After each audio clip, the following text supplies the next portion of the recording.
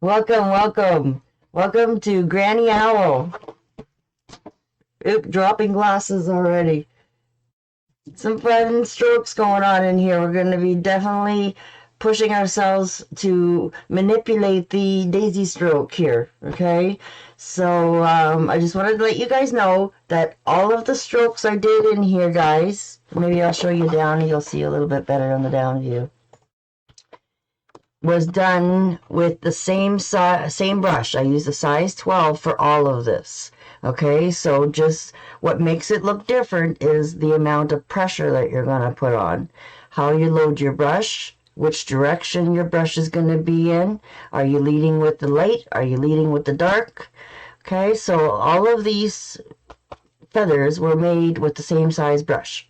So depending on what size of granny owl you want to make, okay, definitely I gave you a couple different patterns just in case, because I know sometimes people like to make like cards with them, or maybe put them on a bag or a t-shirt, or get creative, guys. You can paint her on anything. Okay, so if you want to practice your first trial run on some of this canvas paper, it's wonderful. It gives you the same kind of feel like it would be like a canvas.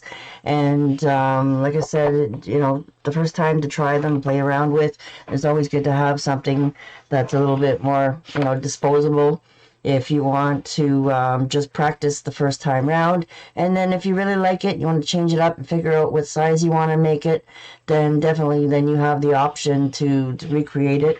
I did originally make it with like a bottom one here, and I made a lot of branches, and for some reason I just didn't like the way the direction went on this bottom one, so I cut it off. So we're only going to do this part, and we can just do the illusion of something coming down off of the canvas. So if you're doing like a box style, like a 10 by 10, 12 by 12, that would be a nice view to do as well. You can do something a little bit more box style. Definitely you don't have to do like long and skinny. And if you feel like you want to put that extra branch in there or whatever, or change up your branches a little bit, again, you can do that, no problem. I always encourage you guys to try to make them your own and change them up a little bit. So mostly we're going to be playing around with the big 3/4, just for if you're doing a big one, guys, then you might want to do definitely a big 3/4 brush for your branches. Get them done in there nicely and quickly, and be able to cover a lot of surface quickly. And then depending on what size canvas you're doing, like I said, if you are doing something a little bit bigger, like a big 16 by 20, then maybe you want to do all your daisy strokes with like a 16 if you have one from the Pro Set, or if you bought one individually. They're not part of the value sets, okay? So you got your jumps down to your 12, 10, and all that. And then if you are doing it small and tiny, then, definitely your 8 would be probably handy to do that with. And then also when we do our little flowers, you're going to want your 8 for maybe something like that, or at least a 10. And then down here, guys, I did downsize my little tiny flowers on her purse with a 6. All right, so you can put just like little quick dot flowers if you want, depending if you're really downsizing this really tiny, and you'd have to like get your 2 out. Or like I said, I'll show you a quick couple dot flowers that I do on some things when it's just like the illusion of, you just want to make the illusion of. And that's what I did basically on my first original that I did this design on for a customer of mine. At the time I had a woodcutter, and she wanted a wood sign for her yard. And she nailed it onto her tree. So that's why the original one was actually just the actual cutout of it, because it was a cutout of wood. And so I drew it out for the guy who cut it for me.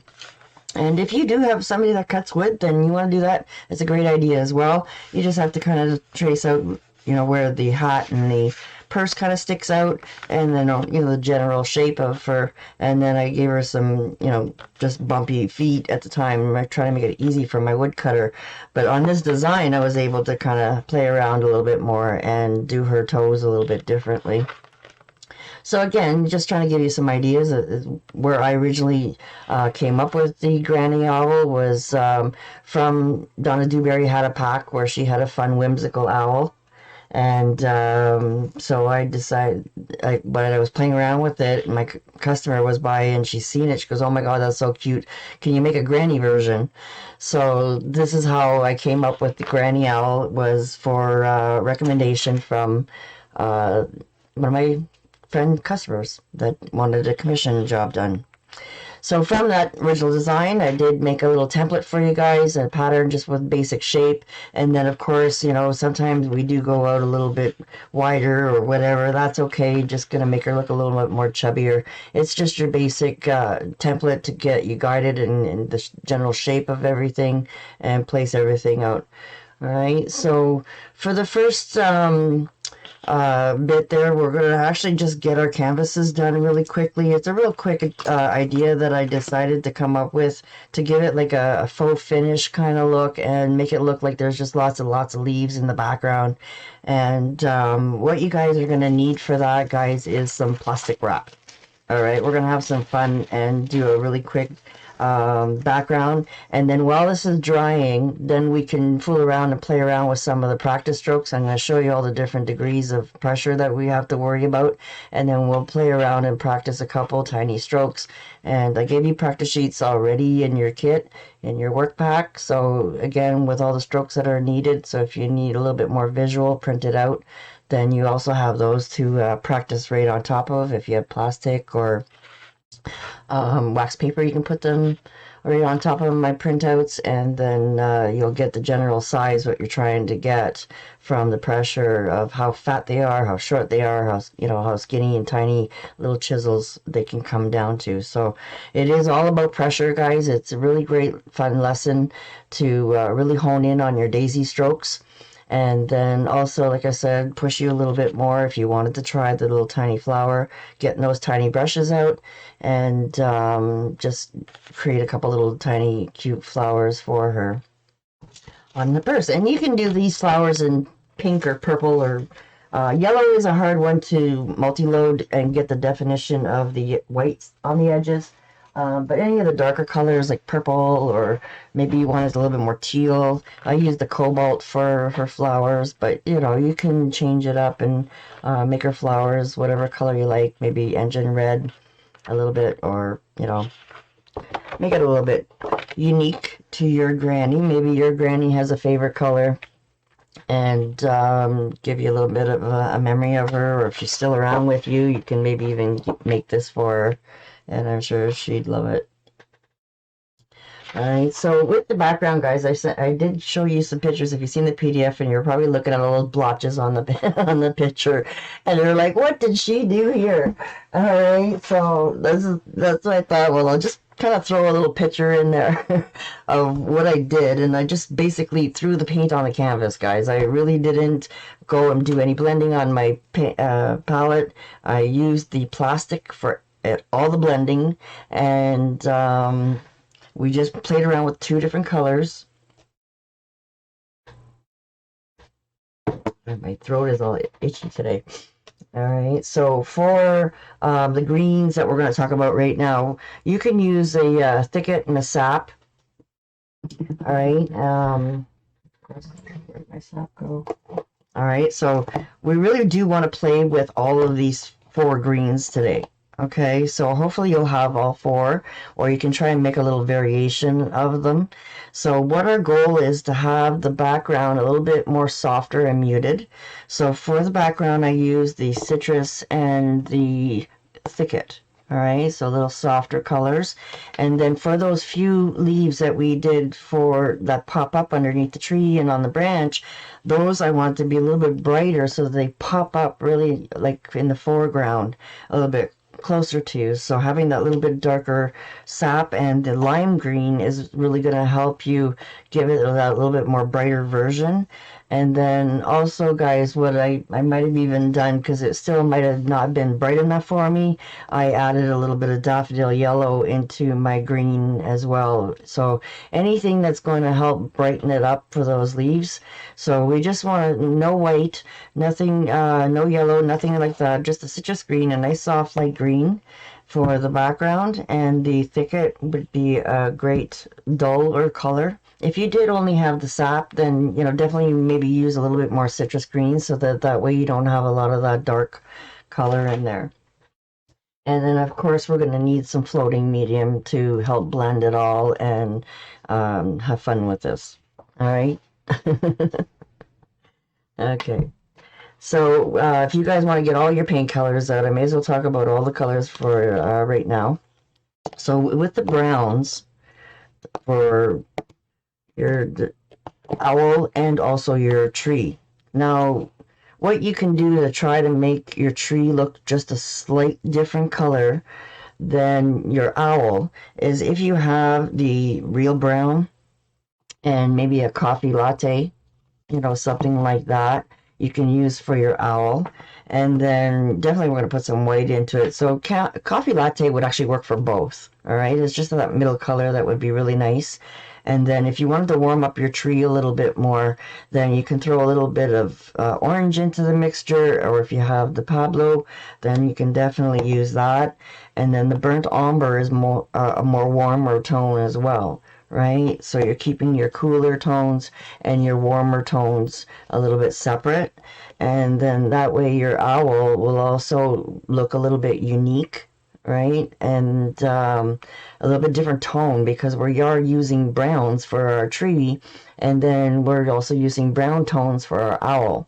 So if you do happen to have you know, limited amount of browns, you know, you can play around with your white and your um, burnt umber for your owl, and then definitely pop in a little bit of orange or Pablo for your tree. So then that way it just stands out a little bit more warmer than your owl does. All right. And or even a little bit of yellow you can pop in there as well. If you don't have the Pablo, it's, like I said, we're going to need some orange for her eyes. Definitely you can throw in a little bit of apple red or engine red to just give it a little bit more depth around the eye. But definitely the daffodil yellow and the true orange is what we're going to use to do her beak and her eyes. And then also, like I said, that little extra shading we're going to pop in with the apple red or a richer red that to just give it that little bit more warmer glow. All right. So, and then of course black, we're going to need some licorice, or if you have the true black, whatever you have is going to be fine as well. So there's not too many colors here, but you know, depending on how you feel about color mixing and what you have available to you, I just wanted to kind of throw out all the different options. We do have another new brown that I've never seen before. It's called bark brown. I am getting that in stock for you guys in Canada if you want to order a different type of brown. It's a little bit softer actually, and I'm going to show you guys today what it looks like so you'll get an idea of what it's like. So bark brown, I guess that would be a great one to use for our tree as well, right? So definitely we're going to need some floating medium. All right, and then what I did, guys, is I just put some random small little areas, little tiny drops, you know, more little tiny drops spread out is better than big splashes, okay? So you're just kind of just trickling that floating medium around so that you'll have lots of moisture on your canvas, okay? And then what you're going to do is plop down some citrus green. Okay, and I like to have a lot of the dark corners a little bit more darker. You're not going to see too much of your corner in the one corner where your bark is, but definitely in your other corners, you know, around the edges, you can put a little, save spaces for your darker colors.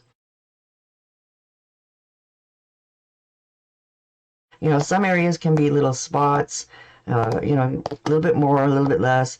Definitely your plastic's going to pull off the excess, okay? So you do want enough that's going to go around and cover all of your canvas. And if you don't have enough, then you'll know it, and then you can always just squeeze a couple more dots somewhere and then just keep playing and pouncing. All right, so if you're afraid to put too much, then definitely, you know, don't worry, you can add to it. And then just work your way down, and then as you feel like if you need to steal some color from another little dot, then you can always steal from other spots and just keep playing and moving it around. Okay, so we're gonna definitely put our thicket, quite a bit around the outsides. Right, and then of course we're gonna put some in the middle too, but just concentrating on trying to get that darkness on the outside. Does that sound like fun? You guys having fun yet? Just plopping paint all over the place. Like I said, I get these wacky ideas sometimes, and I was like, how can I recreate Granny Owl with something interesting and something different? All right, so if you opened up your canvas and you got the plastic wrap still from it, that works really well too. If you don't, kitchen wraps like, you know, cellophane or whatever, any kind of plastic will definitely work. All right, you got all your plops on now. Got all your colors? You ready to start plopping? All right, so the first place I want to really actually plop to is make sure is I get some moisture into my plastic, right? So you're gonna fold your plastic back so you don't have any real edges, right? So you don't making yourself like a little ball, right? So you can pounce with it, right? And then you're gonna start working and start pouncing and playing, and just start over in the corner. Put down a little bit so you guys can see. All right, and then don't go over each area too many times. Okay, so you're just kind of plopping and working it, and you can go down the side if you want, or across the whole top if you want. Just try to be, focused a little bit to, working yourself from one side to the other, right? So I can actually even work a little bit on an angle. And if I find some areas are a little bit too light, when I'm going into those dark areas, I can always go back and just kind of give it a little plop. And actually this time, guys, I think I put more paint on than I did in my original, and I'm actually loving it. All right, so we do want it a little bit smoother in the middle here where our granny owls are going to be, but if you get some really good thick texture spots popping up, just try to leave them.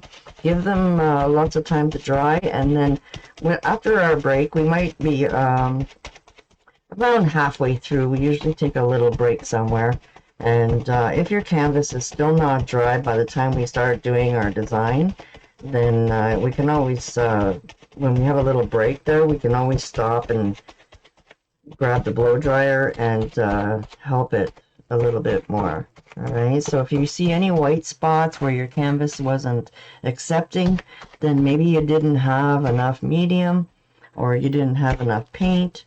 If you have any splotchy areas, if you look at my second one, there was one area that I wish I splotched a little bit more. And it looks like a spot there. If you see right just above her purse, there's a little bit of a spot there that I should have hit it a little bit more. Right, so try to make sure that they're really splotchy looking. And the illusion is those leaves that are like really far away and you squinted your eyes and it's a little bit blurry and you can't see them. If you feel like it's too light, then you can always still drop a couple drops of darker green in there and make it a little bit darker if you want. But just remember, guys, that we are going to be putting some more leaves on top. We're going to do some extra shadow leaves. And if it's on the lighter side, actually, it'll be a little bit easier to get that dimension. Right? So I really like the fact that I have that little bit of darkness over here to the side and then a little bit more down here around the corners, so that way I can kind of work around with it and take advantage of keeping those really interesting areas. And then up here I'm finding that it's not as dimensional, but I'm finding, like I said, it's not a big deal. That I want to add some more shadow leaves and then some real intense leaves on top with some one-stroke leaves. Right, so hopefully you can see that some of them are really muted and watery, but they look like leaves. And then some are really strong and intense with lots of color. All right.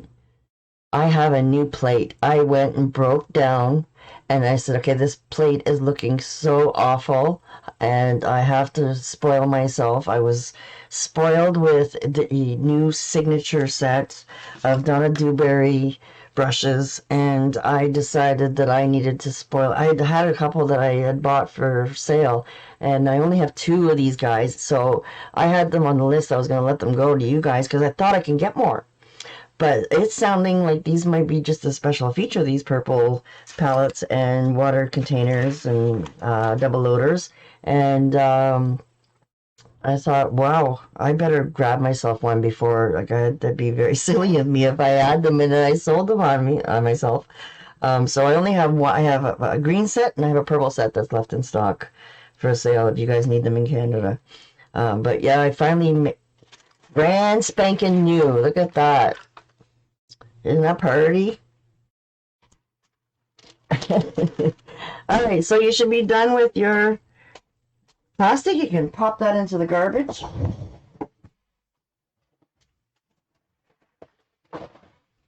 And wipe your hands off if you have lots of paint on your hands so that you just don't have any fingerprints anywhere. Yes, I went and I had to have the matching set. So now I might have a little bit easier time keeping my water cleaner too with a bigger reservoir because I always used the little one before and it got dirty so fast. So the bigger ones should, I rearranged my desk and I've got a lot more elbow room in here now. I got new arms for my cameras and lights and everything, and hopefully everything's all set up nicely where you guys can see really clearly and I'm feeling comfortable. I have my new trolley that I reorganized.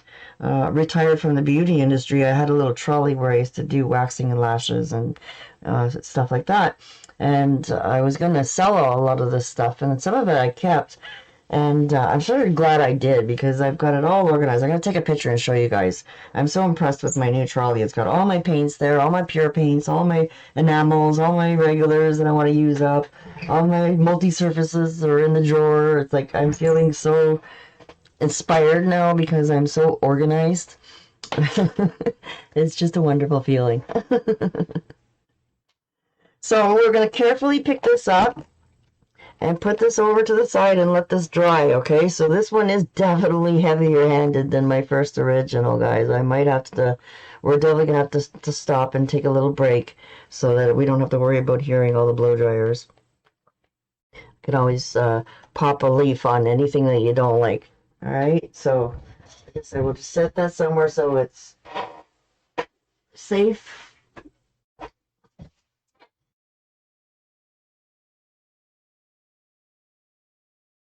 And we'll get some practice sheets out, some cardstock if you have it.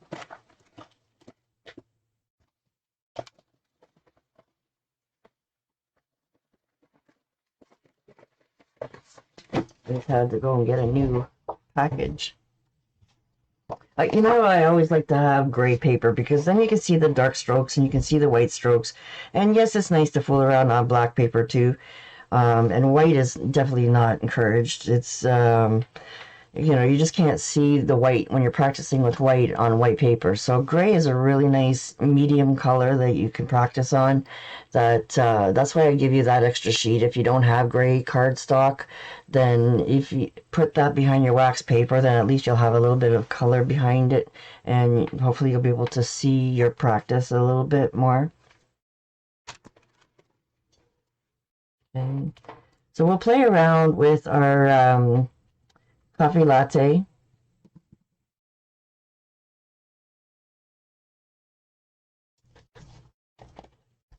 Because that's what we're going to use.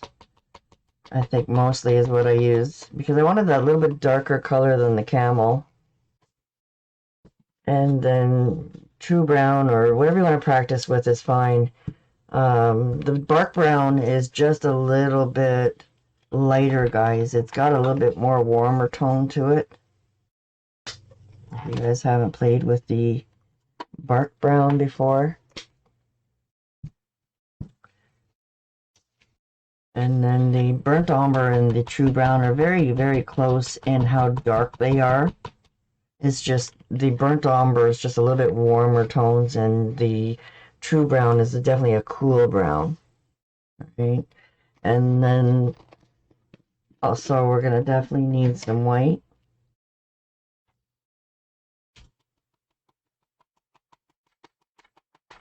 And that's what I like about doing those backgrounds that I don't have to use my plate for, because a lot of times we use sponges, right? And then what happens to your plate in no time? You're taking over it with paint, and then you have no room for all your other pretty colors that you want to play with. Alright, so I usually try to put all my paint colors around the edges, and I'll stick my floating medium right in the middle. And if they have these little reservoirs that you can use for your medium too, but I find that it just gets dirty and it's harder for me to get my little brush in here and just get like just the corner when I need it.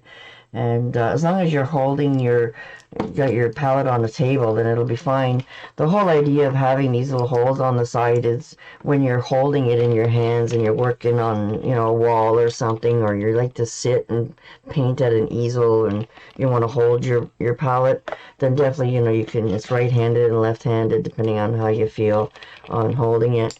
And then you can stick some paper towel here in the little corner, and then, you know, that way if you want to wipe your brush, you have something hanging from your easel, and then you can stick your paint brushes in here that you need, and everything's all handy, which is a really nice feature to have if you like to stand and paint. Maybe you want to paint this owl right on some, you know, your kid's wall or something, or your grandkid's wall. Right, so that's what makes it really nice. If you're painting on a table, you really don't need the palette. You can just use, you know, your plate. But I find that extra weight of the palette holder with your foam plates definitely helps to hold it in place more. It gives that a little bit more stability when I'm trying to blend on it. It has that little extra weight to it. So I definitely like to use my, you know, palette, and then it ends up getting paint all over because I use it a lot. You can tell I've been using that one for over 5 years and it was just filthy. But I called it decorated, right? A lot of memories on there. Alright, so I'm going to pull out my 12, okay, because if that's what you're doing the standard size like I am, then definitely, you know, you want to master that 12. And pull out your 12. And we're going to fool around first with those daisy strokes. Okay, because that's definitely the feature stroke of this design, and I want to make sure that you guys have that figured out. Alright, so hopefully now with this a little closer to you, you can see that the bark brown is definitely a little bit lighter than the burnt umber, but it is a really nice color that I'm using to add an extra shading in my designs and layer over different color backgrounds like we're doing in the flower series. Alright, so you can use, you know, some different variations if you have the opportunity. And then the Pablo is definitely, I'll pop a little bit. I'll just pop a little bit here on the side, so you guys can see the variations of it. So it's like a terracotta kind of orangey brown color. And then, of course, our orange is like really orange, right? It's your typical crayon. Am I freezing there? I just noticed myself freeze. That internet, streaming internet stuff. Alright, so when you're doing the daisy strokes, a lot of times, you know, you can use like a half and half gradient. And then what I usually like to do too is make sure that my dark is at the bottom and my light colors are at the top, so then that way it keeps me focused on where you're gonna blend over here and you're gonna go directly over to your canvas, right? So you want to make sure that your plate is going to be in the same direction as what you're painting in. So we're going to be taking advantage of both sides, right? So definitely when you're blending, you know, you want to make sure you keep your dark over here and your light closest to your light. And I know that we're probably going to have to travel a little bit, guys, and you're going to end up losing your gradient and you're going to want to move and you're going to end up bumping into a pile. So if you're not used to it, keeping your blending pile focused to one area, then definitely kind of move out into the middle a little bit. So then that way you have some traveling room. to try to keep that white in there, right? So we'll put the floating medium off to the side just a little bit, just because I want to use this side a lot for blending. Okay. And we're going to do this at least 3 times, get some paint in there and blend. And then if you have very thick paint, then like my burnt umber, you can see compared to the other little puddles, is very thick. I'm down to the end of the bottle, and I'm trying to be cheap and use up every ounce and drop of my paint. So, you know, sometimes our paint does come a little thick after a while. And what you can do, guys, is just take a little palette knife or grab some floating medium with the back of your brush and just pre-soften it a little bit. So then that way it's not so hard. And you just need maybe 1 little dollop of floating medium in there. So I find if you make sure that your paint is all at the right consistency, you won't be fighting with it as much. Okay, so we want to use up all those paints, and sometimes they do get thick, right? So just pre-soften it a little bit. So then that way, when you go to dip in, it's going to be at the right consistency. Because if it's hard and thick, it just bounces off and doesn't really absorb properly. And then you're fighting with your floating medium. And then maybe you dumped your brush in your floating medium a little too heavy-handed. And then all of a sudden now you've got really wishy-washy paint over here because you put way too much floating medium in there. Okay, so like I said, make sure your paint is fresh. Don't put out too much, because if you put out lots, then you know we're going to be working for about 3 hours tonight. It's going to probably dry out on you, and if we use it up, then you know you're better to keep adding a little bit at a time as you need it than putting out way too much. And then plus, once you know you've pre-softened it and played with it, you really don't want to be putting it back in the bottle. So like I said, just little nickel sizes or dime sizes is all you need. And I definitely put out a little bit more white than the rest of the colors, because we're definitely going to need it. All right, so I've already goofed up my blending pile. So all I'm going to do, guys, is just grab my finger, grab a piece of paper towel, wipe it out. Give my brush a little quick rinse, because I know we're all going to do it, and especially if you don't keep yourself focused with a design like this, because of the fact that we are going to be playing around with switching our brush upside down. So I got it done, over and done with early in the night, so hopefully this will be the only time I do it. Get it over and done with, guys. Alright, so like I said, I don't like to take over my plate. I like to keep it pretty focused and clean as possible. Unless I have 15,000 colors on here. Then, that way, like I said, just wipe out your little oops. It's going to happen to all of us. Doesn't matter how much experience you have. You get talking and you're not looking, and then all of a sudden, you got your brush upside down. Alright, so you definitely want good motion, alright? So with the cardstock, it's really dry. It's going to suck up the stroke as well. And then also try to slow down, guys, because I find that if a lot of us just, you know, we're trying to get fancy. We're trying to think that we are all Donna Dewberry and we can just go whip, whip, whip and get those strokes down in no time. But like I said, half the problem is your cardstock is very dry, and you're going to have a problem with the paint absorbing if you go too fast. Okay, so our daisy stroke is really straight up and down, guys. You're plopping down and popping up on your chisel and feathering that right through the middle. Okay, and this is the effect that we really want for our feathers, so they really look like feathers. After a while, you might get a little bit muddy tones and softer tones, and that's okay, because as long as we can play around with those ranges. All right, we're going to have that dirty white go on. All right, but you're going to go over and tip into some white, fresh paint every time. So then that way you can get that brightness right off the top. All right, so see on the side, I went a little bit off to the side. All right, so our goal, and if there's a few like that, it's not a big deal. But like I said, the more you can focus yourself to come straight down and then right through the middle of your stroke and up on your chisel, then it'll help to have that little bit of dark on each side of the stroke and make it look more like a feather. Right? So you can see that I'm pushing down and I'm getting, you know, a reasonable size daisy stroke. Okay? But sometimes we're going to want those really fat ones, guys. You're going to really push down and then you're going to pull up.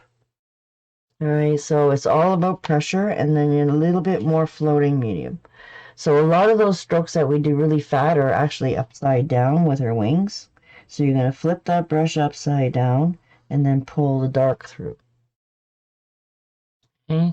So as long as you're getting a lot of that streaky look, then it's going to look wonderful because nobody's going to be looking at each individual daisy stroke on this bird. They're going to be looking at her eyes that pop out bright and her cute little glasses and her purse and her hat. They're not going to be dissecting every little daisy stroke. And if you look at my original one I did probably about 3 or 4 years ago, my daisy strokes weren't that great back then either. So I did want to share that original one with you so that you guys really can look at it and see how, you know, just a little bit more practice, they'll get better and better. And then also, guys, the next time you do it, I always say it doesn't matter. Every time I make a design twice, it always seems to turn out way better the second time. So make sure that you are playing around on something that is just a quick mock version. You can even put a base coat of color down on your cardstock quick, let it dry, and then play around on a cardstock with the smaller pattern, and then get an idea. And once you paint it with a lighter coat, don't try to be too heavy because they'll curl on you if you have really thin cardstock.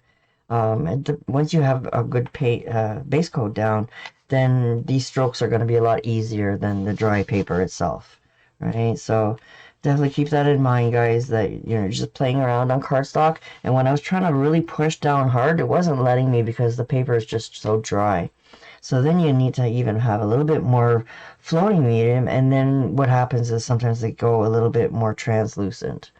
Okay, so don't worry about it too much on the cardstock. Once we get onto the canvas, you're going to see that you'll be able to load up that brush a little bit more. And like I said, when you're concentrating on those strokes, when you're doing them upside down with the dark leading, make sure you turn your plate around upside down so that it's just, you don't even have to think about it. It's just you're working from your subconscious kind of thing. You can just go ahead, get into the flow, and then we're going to start bricklayering those strokes so then that way they'll look like her wings. Okay, so you're going to keep adding and then just keep bricklayering. Going to start off skinny at the bottom, and then we're going to work our way outer out, and then work our way back in to give her like a little bit of a shoulder. Okay, and then it's going to kind of work in a little bit around the curl, and then we're going to have a little bit of a curl going this way. So we're going to work and layer all the way up until we get up until underneath her chin. All right. And then we're definitely actually going to start with her belly first, and then we put her wings on. All right. So like I said, the differences of the different strokes is the amount of pressure that you put. Okay. So if you want to make her belly is going to be with the white strokes, okay, they're going to be a little bit smaller than your big wings. Then as we work up underneath her chin and around her eyes, you're going to want to lift up on that pressure again a little bit more. Keep grabbing fresh white. Okay. And you don't have to worry about your blending pile getting a little bit muddy. As long as you have some dark, keep adding some dark in there and then keep tipping over into your white. And then that way you're going to always get that nice bright white. All right. And then again, the same thing, we're bricklayering her belly, with that little less pressure.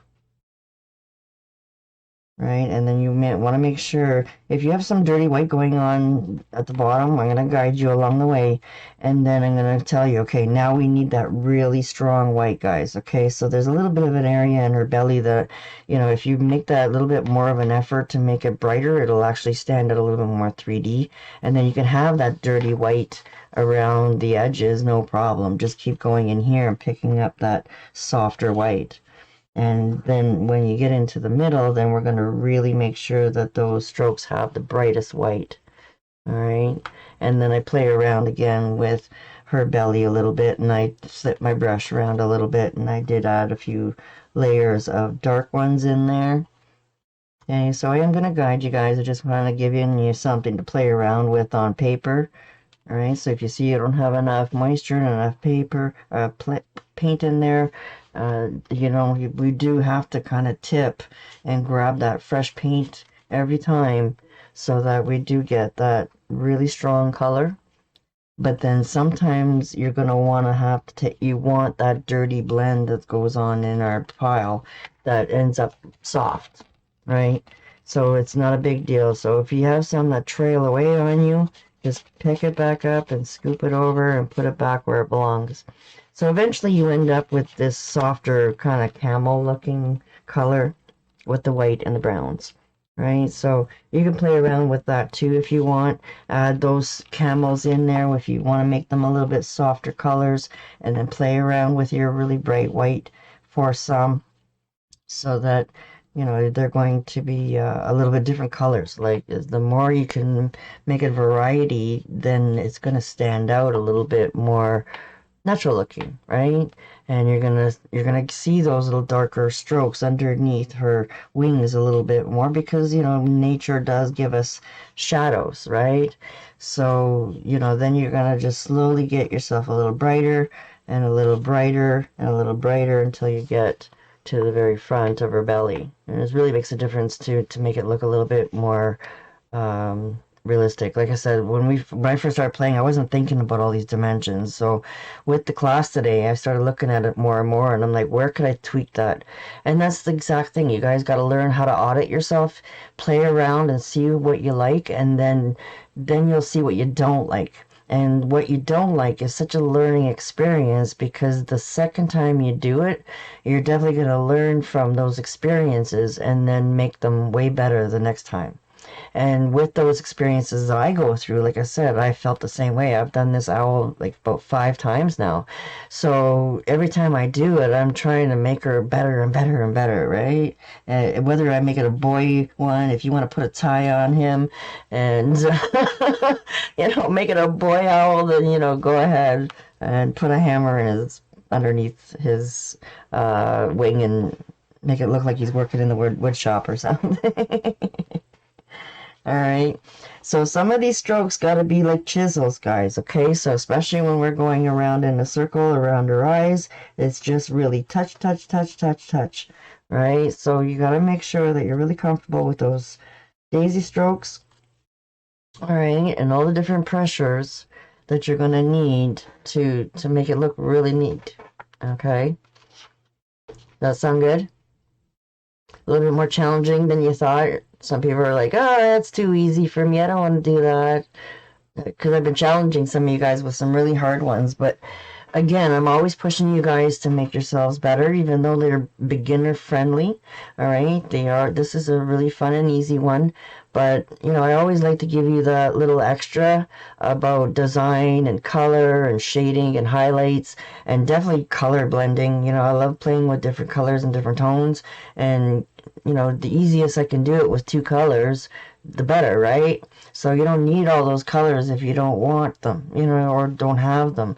Just the burnt umber and the white is all I used for this little practice here. Okay, and you got some really soft ones that have hardly any contrast. Those are okay. Those are great for those ones that you want to tuck in around the belly area to give her a little bit more shadow. Okay, and then I noticed too in my design that I was very straight up and down. So, you know, again, I'm trying to push myself to make this guy or this girl a little bit better. So we're really going to try and focus on trying to create that little bit of a round even in her belly, and try to do a little, you know, you can go straight up and down throughout the middle. But then as we're getting around to the sides, I want to try and focus a little bit more on getting that circle happening, right? And then you'll see the difference between my last version and this version, hopefully, about the shape of how to do those little bit. Oh, there we go. I did it again.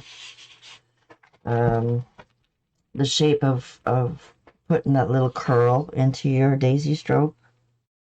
Okay. to give it that little bit more of a dance.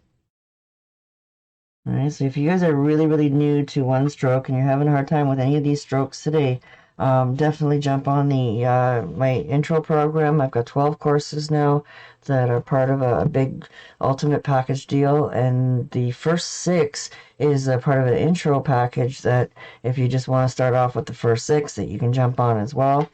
And definitely those first 6 will help you with all of the strokes that you need for all kinds of designs and paint parties that we're going to have in the future. So it'll make it a lot easier for you if you want to join us for more paint parties in the future.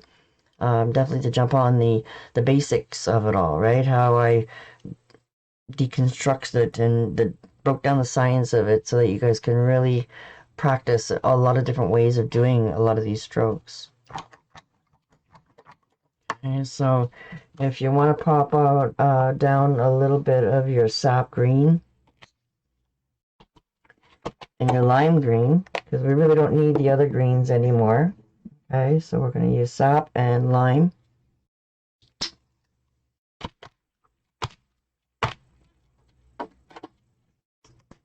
And like I said, just a little bit for now because we might need more when we start our design. Okay, just enough to do a couple quick one-stroke leaves. Okay, to remind you guys. Okay, so sometimes I do like to add white, sometimes I do like to add yellow, brighten things up, make them all look a little bit different. You can add even a little bit of brown into your green, and that'll even add them a little darker. Okay, so definitely try to keep your gradients about half and half. All right, so most of them are going to be half and half, and add some floating medium in there, or a little bit, just a titch of white, just to brighten up that green a little bit if you want to make it lighter. Right, so just half and half as much as you can, because as you keep playing in your blending pile and adding more paint, then you might have some different variations of your leaves. All right, so a lot of them are with like an angle start. Okay, and then you're going to push down and then direct the point to where you want it to go. All right, so some of our leaves, when we start playing on branches, we do definitely play around and dance a little bit more. But basically, depending on which direction you're doing, you want to do some this way, and then they're going to come down. So if you're right-handed or left-handed, some of these might be a little bit easier for you. You can see my sap is actually dry, so sometimes I'll just tip my floating medium, the corner right in the dark side. Again, my sap is getting down to the bottom. And then just go over that stroke again with a little bit more moisture in your brush. Trying to go slow so you guys can see. Do some left-handed ones. Okay, so we all have the easy one and the hard one to do, right? So depending on how you feel, I can see I do the right-handed ones way better. So sometimes we do have to move our subject a little bit so that you can push towards you on the hard one, right? As opposed to trying to do it sideways. And of course, we're going to pull in some veins in there. All right, just using your chisel. If they're looking a little bit darker, then you can flip your brush, and then that way you'll have the dark come through or the light come through, depending on which way you put your brush. Okay. So you're going to see lots and lots more leaves in the project that I'm going to do for you on the canvas as well. So I don't want to go too much into detail with our practice sessions because, like I said, you're going to see it as well in the design. And hopefully, if you need any more practice, then, like I said, just practice a little bit more with the sheets until you're ready to put it together, right? Make sure you're happy with all your pressure. Most of the daisy strokes are 2 strokes long, right? So wherever your little daisy stroke you want to start and stop, they're all very standard. They're not long ones here, okay? So it's more about the pressure and popping up. So your brush is only so long. If you want to make bigger ones, then grab a bigger brush. right? If you're having a hard time getting those real fat ones and you want to go into a bigger brush, you can use a 12 for these ones and then come into a 10 for these, and maybe even use an 8 for around the eyes if you really, really feel like you need to have that little extra help to make them smaller. Okay, but I am pushing you guys to try and do this all with the one brush. Okay, so just know that whatever size brush you have, your daisy stroke is always going to be minimum that big. Okay, so you're going to pop up and push down and pop up within that same amount, and then what makes it longer is the amount of drag, right? If you're making like really long flowers or something like that, then you're really sliding. But in the standard daisy stroke, there's no sliding. Okay, the minimum sliding. You're pushing down, you're popping up to your chisel, and you're just guiding it down. Right, so you see the difference between actually I was slowly jumping up on my chisel will give you a much longer stroke. So, you know, some of these around the wings you can have a little bit of a drag if you want, but basically the whole goal is that punch down and pop up. Same with the one stroke leaf.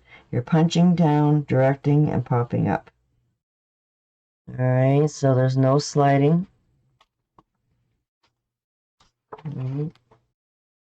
These look pretty good. I might add this to your PDFs too. I'll keep this one for you guys because I didn't have one special for the owl, so sometimes I like creating them for you right in front of you, and then you have that better visual because you watch the video and then you look at the PDF and you can almost remember me doing those strokes as opposed to me giving you some random sheets. Alright, so we also have those cute little flowers that we're going to do, guys. And like I said, I just used cobalt blue and the white. Alright, so hopefully we have some room. I did put all this extra brown in here that I don't even know if I'll need. But I wanted to show you guys. So we don't need a lot of this, guys. We only need a tiny bit. And like I said, you can downsize probably to an 8 if you have it for the hat. And then if you want to play around with your little tiny 6, okay, 8 or 10, depends on how big you're making your little flowers, right? So I did give you a nice sheet there, though, that has all the brush sizes on there and a few examples of how you can do a little bit of layering. I found that the hat I only wanted to put one big one, and you know, you could play around with different dots and sprays beside it with the leaves, and every time I do it I always end up making them a little bit different. And then you'll see on my original I didn't have as much detail on her purse as I did on this one, right? So I'll show you guys a little bit bigger.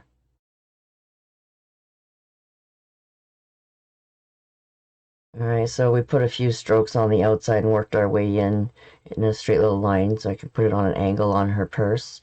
And then, like I said, the big one we just did. And you can use a scruffy or just do some simple dot centers. It depends on how you like to do your flowers. Right, so just giving you a couple different ideas to play with. Right, and they're basically fancy teardrops, guys. They're like a teardrop slash shell stroke, right? So you can make them just simple like that if you want, just your teardrops, right? And make 5 of them. You got your head, and then you have your arms. Okay, so you have a pivot point there, right? You're always spinning it around almost like a circle, but the one side of your brush is staying still. Okay? Then you come over on the other side from the top to the bottom, work your way around. Made that one a little bit bigger, but that's okay. Sometimes it makes it look like it's tilted. Okay, and then there's room at the bottom for 2 more. Okay, so you're going to pull and push. Pull around and push up on your chisel to close. Okay, so you can always just make a couple random little dots and make a simple flower, or like if you want to make them a little bit smaller, then maybe you can put 2 or 3 of them on our hat, right? So look at the size of your practice, right? Is a good idea to do too. And then when you make your design, then you'll have a couple flowers to put beside your design and go, how big do I want to make these flowers on her hat? So if you feel like you want to make, a little bit like matching her purse a little bit more, you can definitely do a few of those teardrop strokes. You're doing some smaller ones in the back, right? And then you can brick layer those guys too, right? So you can put 2, 3, keep going. Make 3 if you want, and then you're going to finish one, right? So again, usually what I do when I'm doing something like this, I have to measure out how far do I want to put the other ones, right? So a lot of times what I'll do is I'll get these top 3 done. Okay. Now I know how much room I need to kind of close it, right? Then you can come over to the other side and figure again, just, try to layer them. Once you realize how big your strokes are, then you can kind of come over and play around. And when you're painting upside down, it's not as easy to kind of spin it around upside down. All right, but it's good practice to try and do all these strokes in all of the different directions, and then you'll have a little bit more dance in your step. Right. Then once I get over here, then I can come over and finish my last one so it's sitting on top of them. Right. So again, this is a big version of the purse flower, then we can play around with, I use the number 2 for those tiniest little leaves. Right. But again, you can just do dot flowers, guys, if you want to make something really simple. We used to do this on nails, okay? I'm a retired nail technician, right? So we used to make little dot flowers, and we would just put 5 in a little circle, right? And then if you have the yellow out, you can pop a little bit of yellow in the center, right? And then we would put a couple in a triangle over here, and a triangle over here, little small ones. And then again, if you wanted to play around with your greens, you could always add the odd little green dot, here and there to simplify, symbolize a little flower spray, right? And then with the scruffy, like I said, it depends on how big you make your flower, right? You have your little quarter-size scruffy. So hopefully, if your flower is that small, then you might want to play around just with your brush and just create that little center with, your brush. Use it as a little dabby little guy and make a little tiny little center in there with that same kind of effect. And with your little 6, add a little bit of white or yellow in it so it'll be a little bit brighter. Right? Or scruffy brushes. They do, you can manipulate it by tipping your scruffy back a little bit and forward and trying to create the smallest little center if you want, right? But typically, you're going to get a fairly big center in there. So you want to make sure that your flower is going to be looking good with that center, right? If you want to choose to do that. So it gives you lots of different options to do. But like I said, I basically went really, really simple. And then just using the back of my brush to add a couple different, dots around it to play around. Looks like little stamens on them or something. All right, so basically, like I said, you can do it as simple as the teardrop. You can play around with your strokes and make them a little bit more fancy, depending on your experience and how comfortable you are, right? So it's just about having some randomness in your brush, little soft wiggles, right? So you can play around with lots of different dances in your wiggles, right? You can go down, up, have a little bit more dance in your step, right? So I go through all these dances with you through my program, right? That's a little bit more open at the bottom there, but I was trying to show you the wiggle there. Right, and then a little bit more bumpy, so it's more softer, bigger, teardrop kind of looks.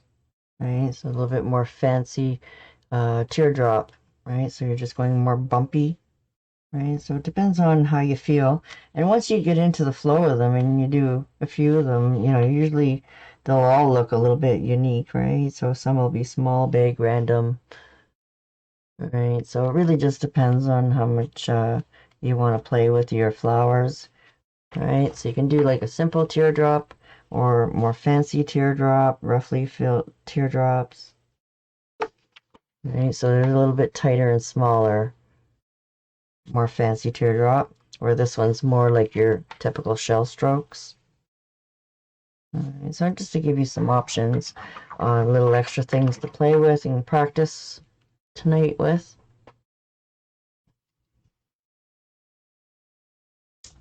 Right. So I do like this one here. I'm definitely going to add this into your sheet. I do have a really good one already done with some purples there and some ideas on how to make that Juneberry. If you want to do Juneberry, then you don't have Juneberry, then I gave you the recipe there to make it on the practice sheet and your different sizes there. So definitely with a little bit more of the feather stuff here, I'm going to add that for you. Get the recording, I often give you a new PDF with anything I might add to it. So how you guys doing with your practice? You all excited to get all these daisy strokes in there? How's your canvas looking? Is it getting dry? Oh boy, mine still needs a little bit of time. Can you see all the shiny spots? I definitely want to take a good break, okay, guys? And if you did it as heavy as mine, you might need those extra minutes as well tonight. And the project is fairly simple once we get going. And definitely halfway through somewhere, we always do have a little bit of a break. Sometimes we need to go clean our water or something, right? Definitely, we need to encourage our canvases to make sure that they're dry, okay? Like I said, I really want to keep this texture, and if I touch it, then it's going to flatten out on me. So not a hot blow dryer, guys. If you have any kind of heat source that you're going to use to dry this quickly, make sure you're far enough away from it too. Don't go too close, and turn it down to like a lower medium type heat, okay? So nothing too hot and not too close to your canvas. And then it'll be just take a few minutes to really make sure that they're good and dry, especially if you have some of those raised areas. I just love the marbleizing in some of this. What do you think, guys? Does yours look cool? Are you happy with your backgrounds? Yeah? Something a little different there for you? Just have fun. I just love that spot. Right, so the more you do it, the more you can start manipulating and playing a little bit. But definitely, if you go too fast or too much over the same area, you'll end up just blending your color. And that's what I like about putting all those little dots everywhere, because then it's always giving you the opportunity to keep grabbing that fresh paint and smush it in there. All right, guys. So it's about 10 after 7. So I'm definitely going to take about a good 5 minutes probably to blow dry this, and also need a quick break. So we're going to be back here by 7:30. All right. And then that way it gives you guys some extra time if you want to keep practicing your stroke work before we start the design. Then you have some more time to play with your practice. And then if you have any questions, guys, if you want to show me your sheets that you're practicing with, feel comfortable to definitely show me, okay? Okay, let me see you bigger. Hang on. All right.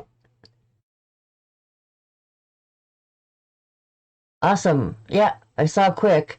But I did see some that were flopped over. Your daisy strokes are flopped over. You see where the white is on the one side and the dark is on the other side? Remember I was showing you guys to try to get it right straight down the middle. Right? So even though you're doing a little bit of a curve, then when you do the curves, yes, it does get a little bit harder to do that. But when you're doing the straight up and down ones, you definitely can get that white to pop through right through the middle. If you have a little bit of a lean on your brush, then you'll know by your brush is got the white dominantly on the one side. You see that?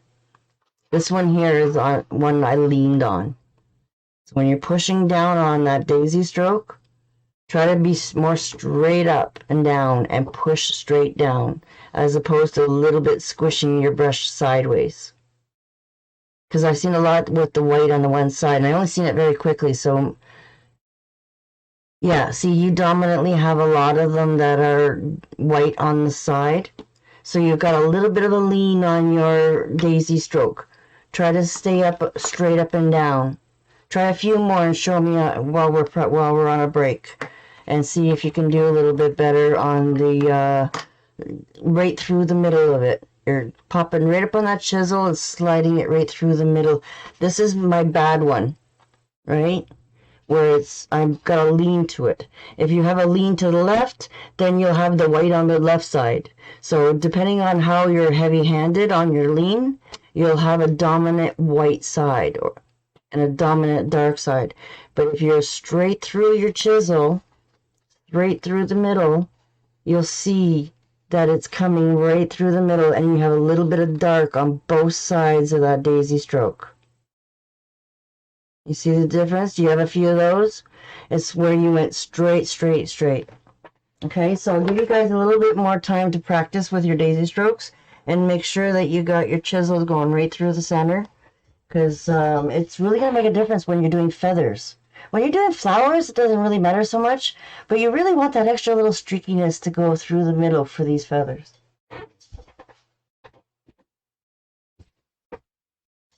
I'm pushing you guys, I know.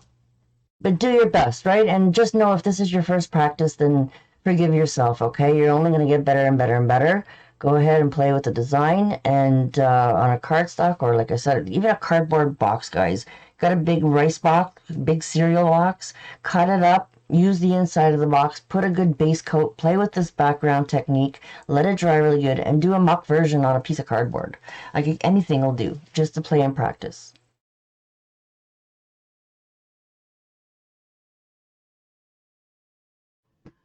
Alright, so yeah, my background definitely needed some help there to get dry really quickly there.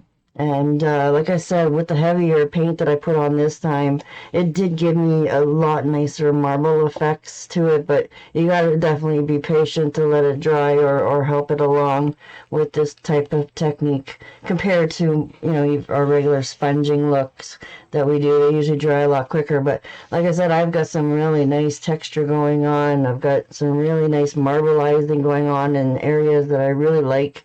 And over here, I'm not too worried about it being heavy and blotchy, because I'm going to make that my main branch over here on the one side. And again, I could always make, you know, more branches through here. And it's nice to have some darker areas pop out, like I said, and play around with your looks in here. But I'm actually really happy with the where it is a little lighter, because I want to put in some shadow leaves. Now, a good thing to do for your tree, like again, just play around with chalk, guys, or a charcoal pencil, and, you know, get an idea of where you want your branch to be, depending on how big you're going to make your canvas. I'm going to try not to go too low on mine today. I want to try and make it more 10 by 10 kind of style, a little more square. And then I do like to have something disappear off the bottom of my canvas here as well. So basically, we had one branch that kind of went up, right? And then the bottom of the branch goes a little bit skinnier as you go, right? So if you make it too fat, you can always erase a little bit with the chalk, right? Make it a little bit skinnier as it goes out. And then if you choose to make another one, well, I think I should have made my branch a little closer if I did make that again. Again, you learn from your mistakes, right? I put them both off of the main branch, which made it too much. So definitely a little smaller if you choose to put another little one coming off into the canvas area, right? And then now you'll have an idea of where you want to put Granny Owl, right? So you can adjust your little, look for where her feet are at the bottom of her belly, and just kind of try and put that along the top of your branch. All right. This one is actually really big. Didn't I have another one?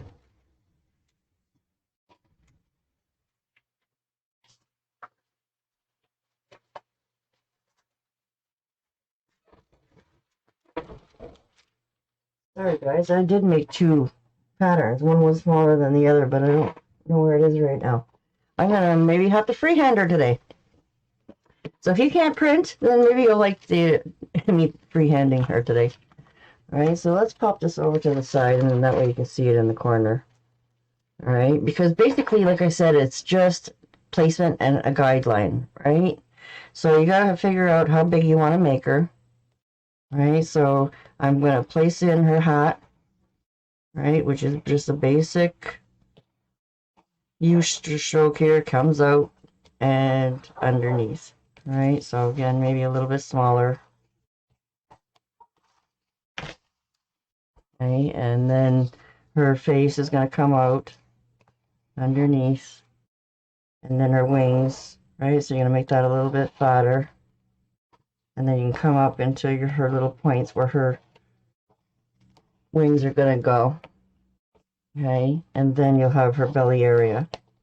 And then the eyes are really nice and big, guys, so they're basically the whole size inside. So if you want to see what my hand is, chubby fingers, big hands, you know, so the face is definitely bigger than my hands, and that's going to be where the eyes are, right? And then the little nose is like a little hook nose,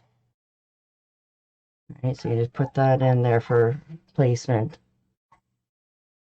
Okay, so again, it's just out on the wings, and then a little bit of you know, like an armpit if you want, right, to give her a little bit more of an hourglass shape. Mine was pretty straight up and down.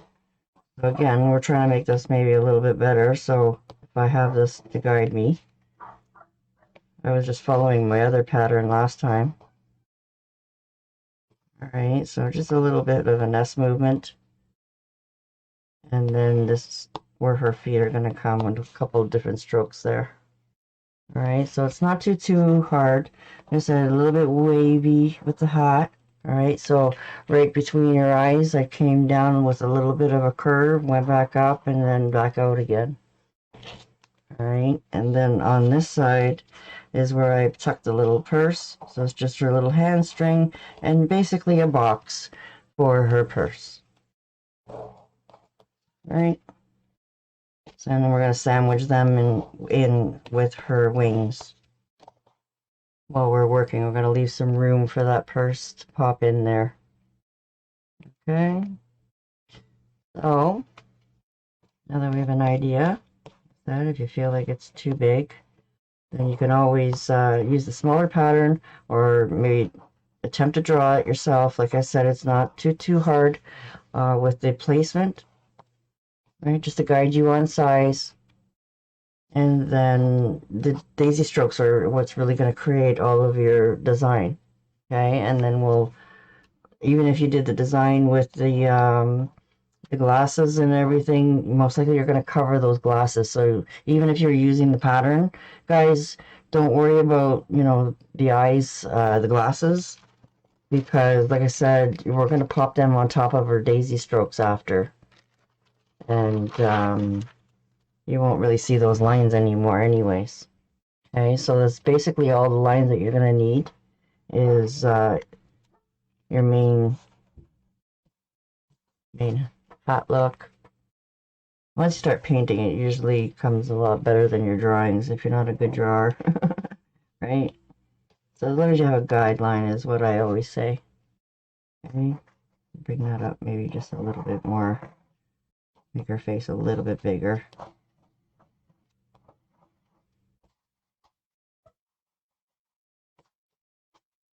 Right. Some black spots there. We want these nice and round circles.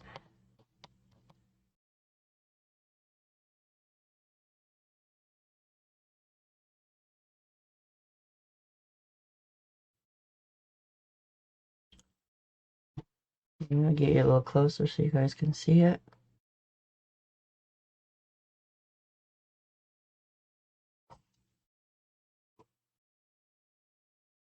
Every time I make it, it always looks a little bit different, especially after today because I did a whole new drawing of it, so it might be slightly different shapes. Right, so definitely smaller little spot here, and then have that little V in there. Give her some shape.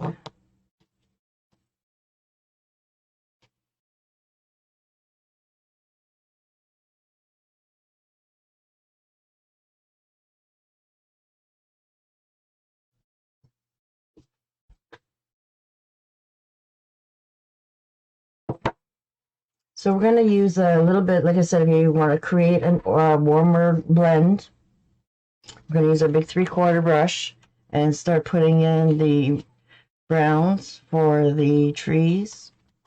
Okay. You can always put in just your basic brown if you want to use the bark brown and just a white for now, just to start getting your base coat going. And like I said, our trees usually are a little bit thicker at the bottom, and then they can trail off a little skinnier along the top. And what you're going to do is you're going to try and turn your plate around if you have to. Focus on your dark being on the outside edge, right? You're going to double load your brush, add some floating medium in there. It's look a little dry, right? So we want to make sure we get that nice and covered and get the white to lighten up that background again, right? You got to fight through it a little bit sometimes. So sometimes I find if you just do that gradient look, you know, just up and down to get that color in there. Go down as far as you want.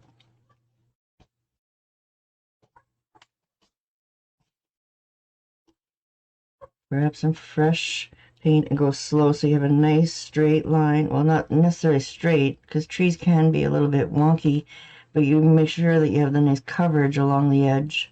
Now we are going to go across this a little bit more. So if it's a little bit light looking and you're just using a lighter version here, definitely you can add a little bit of burnt umber now or that true brown to do some more shading.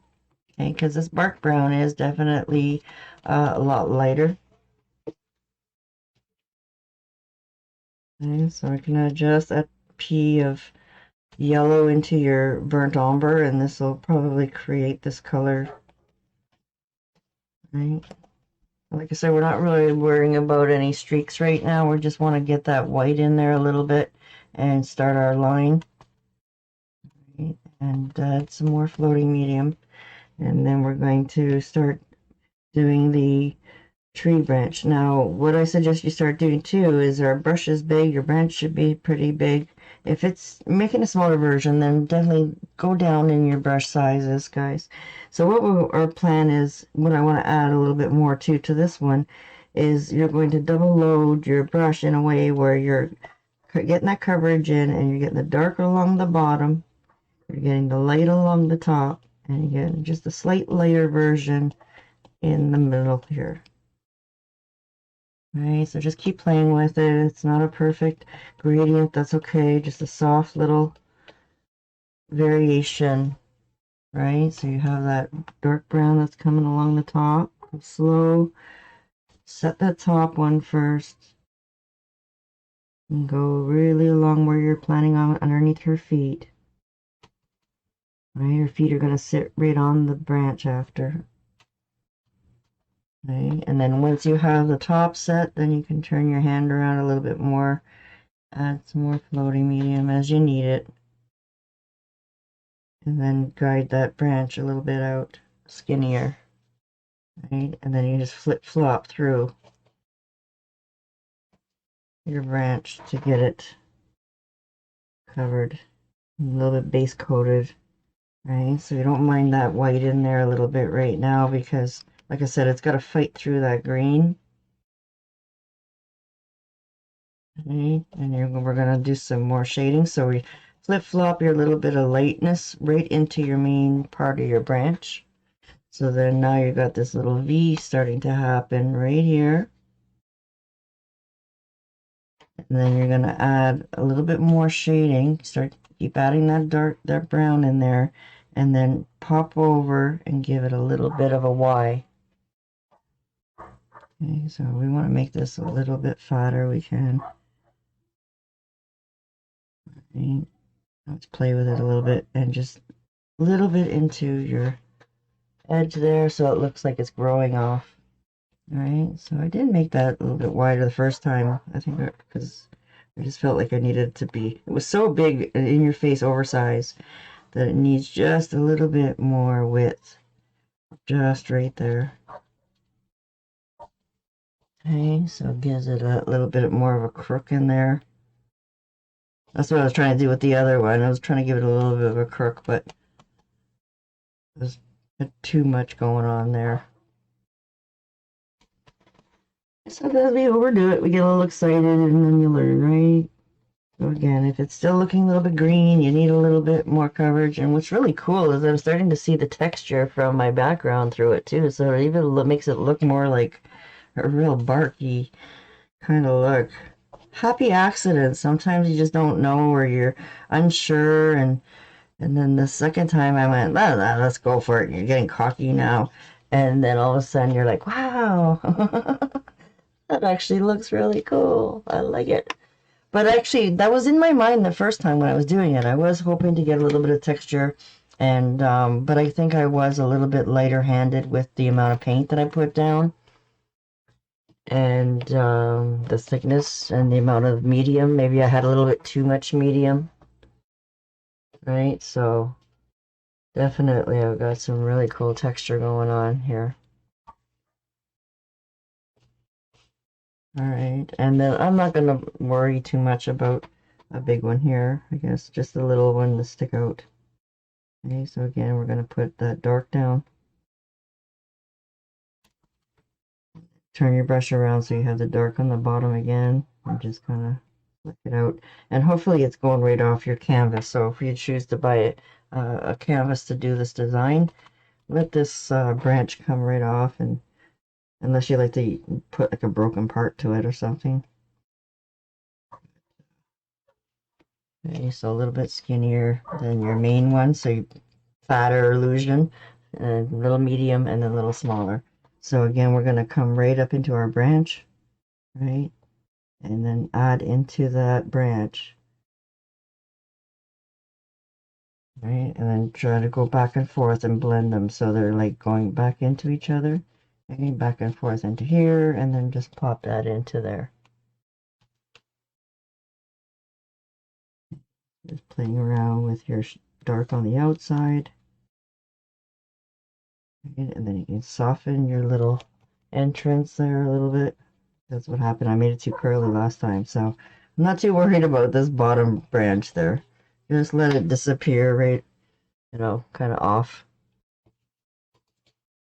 Put some leaves on it, and then you'll like it again.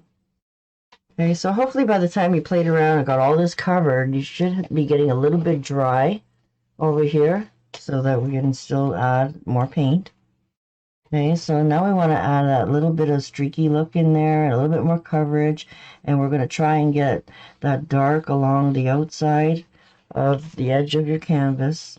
If you're doing one of those wrap canvases, I would go right around the edge and make it look like the whole tree is part of your canvas. If you're doing one of those flat boards, then it'll be just like this canvas paper. Okay, so add some floating medium in there, get some movement going on. and keep picking up some of that darker colors. And now go up and down on your chisel, guys. So if you do have that little later version going on, now is the time where you really want to go and pick up that darker brown, right? And then you can add more shading to some areas. And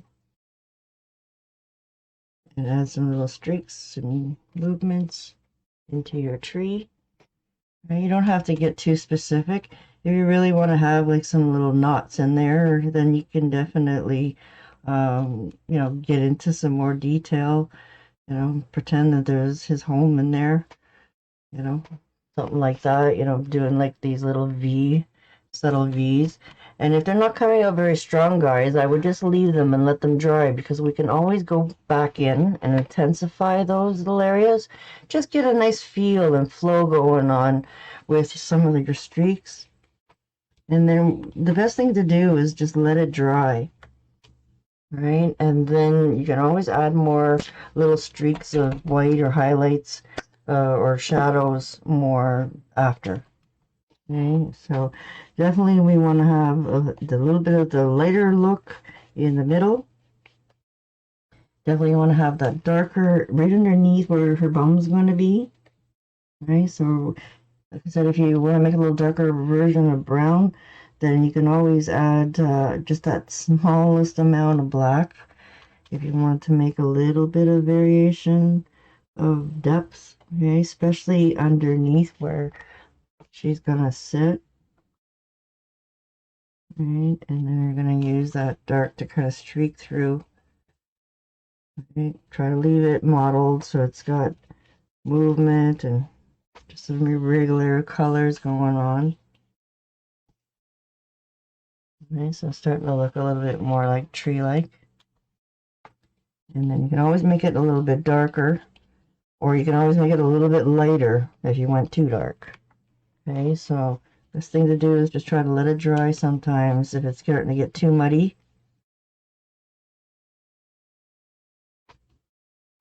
And then once it dries, after we finish the owl, then we can always come back and play and then add some of those leaves at the end. Okay, so I want to have a little bit of that highlight, that little bit of a V. And then stop that shading for just before. Okay. That'll look like two different branches there. And then we're going to add a little bit more shading once this dries.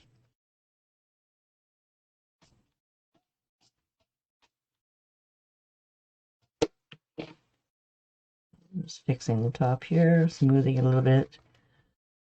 Right. If you don't like what it's doing, just smooth it out and then let it dry, and then try again adding those little extra streaks in there. Okay, so that's pretty much all we're going to need the big 3/4 for.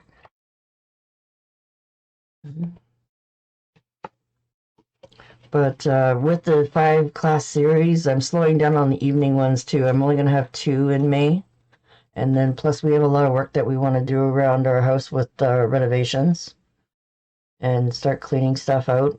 Get the stuff done around here again. So around the long weekend there, I'm taking a bit of time to go through all my she cave and maybe sell some more stuff. Get rid of more stuff that I'll never use. Still retiring from the beauty industry. A lot of stuff that I kept that I thought, well, maybe I'll get back into it, but no. I still have a massage table out there and all kinds of stuff that I need to get rid of. So definitely maybe we'll slow things down a little bit, and we'll finish our flower series during the day, and then we'll have the glass painting on Thursday, and then a fun flower pot at the end of May. I get used to my new water thing. I have so much room here and not drown my brushes. It's so easy to go on the big side and just plop them in there. Okay, so are we ready to start getting our daisy strokes in there? Okay, so we're going to need our 12, or like I said, a 10 if you really want to. Go a tiny bit smaller in her belly. And the fun thing about this owl is 75% of her, maybe 80% of her is done upside down. So the first thing you're going to do is turn her upside down. All right, so it's just always easier to pull, and you want those feathers to sit on top of each other, right? So we're going to start at the bottom, and then we're going to work our way slowly up until we get up around just each side of her nose, just the halfway through her nose. We don't have to go all the way up. We'll see how we feel when we're getting up there, but definitely we're going to stop around here. Then we're going to do the wings, and then we're going to work our way into her face and do the rest of her face. Okay, so you're going to have a lot of different flipping your brush back and forth with some dark and light and pressure. Okay, so don't forget your different pressures. And you're going to see that it's going to be a lot more slipperier on this background now that it's painted and dry, and compared to your cardstock. It's just, cardstock is great to practice on, but that's it. You practice, move on, and start painting on whatever you want. You want to go and just remind yourself of a few strokes, go over onto the paper, do a few strokes, and then get onto your canvas. You know, so definitely has its perks. And the more you paint on cardstock, the more you get used to it. Like any surface, like glass is so slippery and your fabric is so dry. So the cardstock is very much like painting on fabric, guys. It's just so hard to work that into the fabric. And you'll see that, you know, you'll learn how to manipulate whatever surface you're working on. You'll see from my selection that I have a whole bunch of different surfaces now in the libraries that you can play around on anything. Okay, because like I said, the bigger the brush, the longer the stroke is going to be, and we really want them to be short and boxy and pudgy, right, when we want them.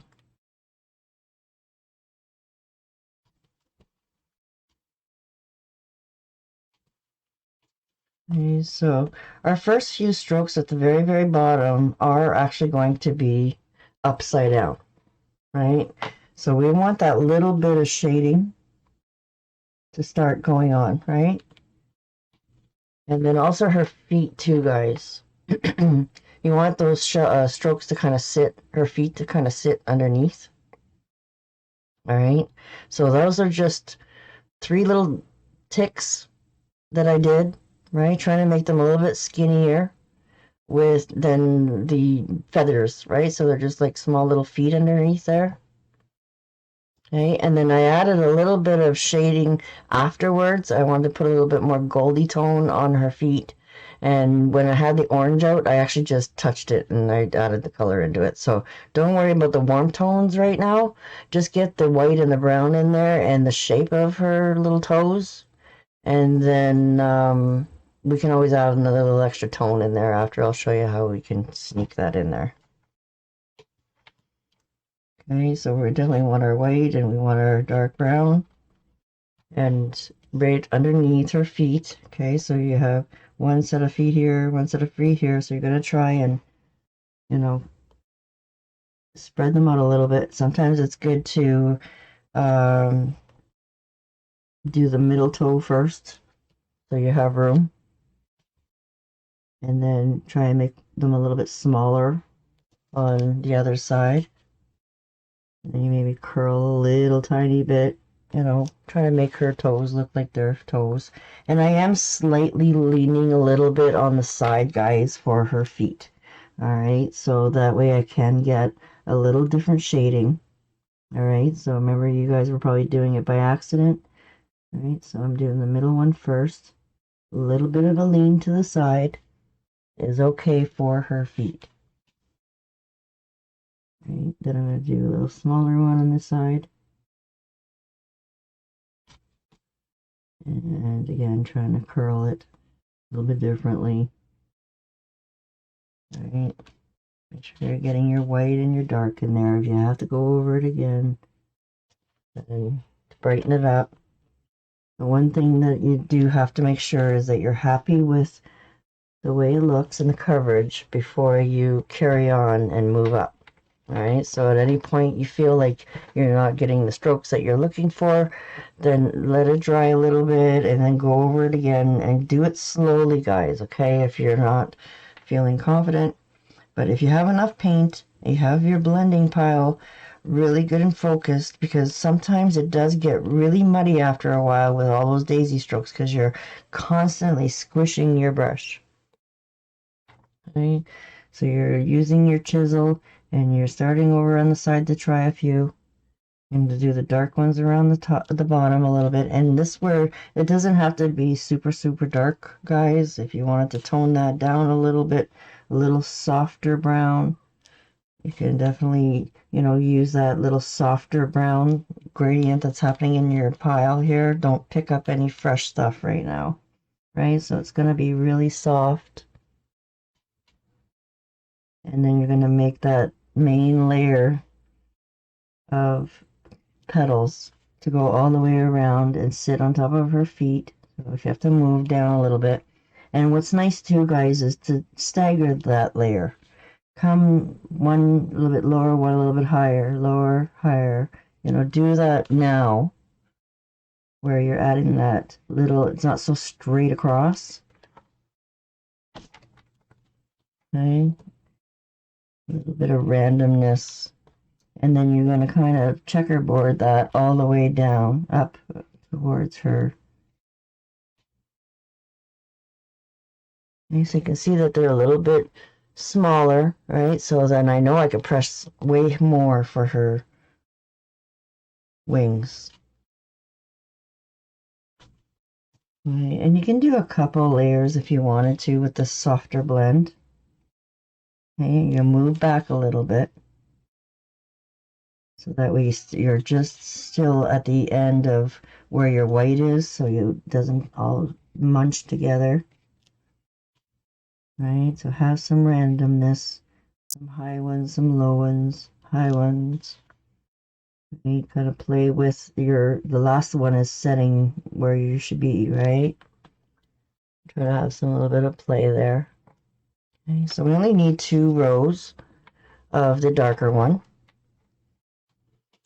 Now we're going to flip our brush or our plate around so we can focus on having the white at the top.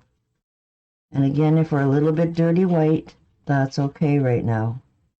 Okay, we definitely want to try and fight that muddiness with the dark. Okay, so you definitely want to keep adding that dark in there. And if you got too much paint on your plate, guys, and it's really not letting you control, just wipe it out. Take some of that paint out. So then that way you can move down a little bit on your gradient pile, get some more dark paint in there again, right? Because it's really common when you're doing this many daisy strokes to get in trouble on your blending pile. Okay, but like I said, I do like this softer, dirty white. Okay, I'm definitely going to need some more white to pop up on my plate there. And if you keep pointing your brush into the same spot, eventually your white gets dirty. So this is another reason why it's good to just pop out some fresh white a little bit at a time as you need it. And then that way you're not grabbing more dirty white. Okay, and the same thing with your brush. If it starts to get too globby, okay, just give it a wipe on your towel, get rid of the excess, and then go back in and reload and get your gradient under control again. Okay. So now we want to start, and remember, like I was trying to get that circle going on too, that shape where it's not so straight across, right? And then that way it'll come out a little bit softer as opposed to straight across rows, right? If you see her belly is very straight across, right? And I also did the strokes very up and down. So this time, even though I have a little bit of an angle going on, if you see, it's just the direction. Everything is still a straight stroke. It's just I angled it just slightly so that it's going to have a little bit more of a curve look. So you don't have to worry too much about that angle because like I said, when you do, the more you curl, the more chances you're going to have doing that half stroke. That's the white where it's dominantly on the other side. There's perks for everything, right? So like I said, we're doing feathers here. We want to try and make them a little bit more feather-like. All right, you guys doing okay? Thumbs up? Yeah? Okay.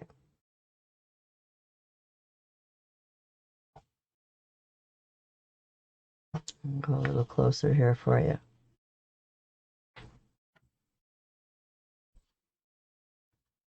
Okay, so now we're going to come over to the side again. If you're left-handed, I know I have a southpaw with me, so start at the right and work your way left if you feel more comfortable.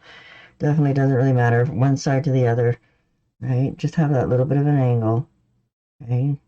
A little bit of pressure. And then as we get up into our belly too, you're going to have just slightly more pressure again too, right? So we're changing our gradient and we're also changing our pressure a little bit too. So definitely try to come and get a little bit punchier, right? So it's just little punches. And the nice thing about it is you don't even have to worry about your point too much, really, right? When we're doing daisy flowers, we want to make sure that those points are really nice. With this, it's really actually forgiving because you're going to be layering again over it again, hiding any areas. If you don't have a nice clean finish, you know, it's actually very forgiving. And what it's doing is actually just adding a little bit more coverage for your background. Okay, so as long as you've got that nice punch of your feather, okay, then definitely that's really what's all that matters with this kind of design.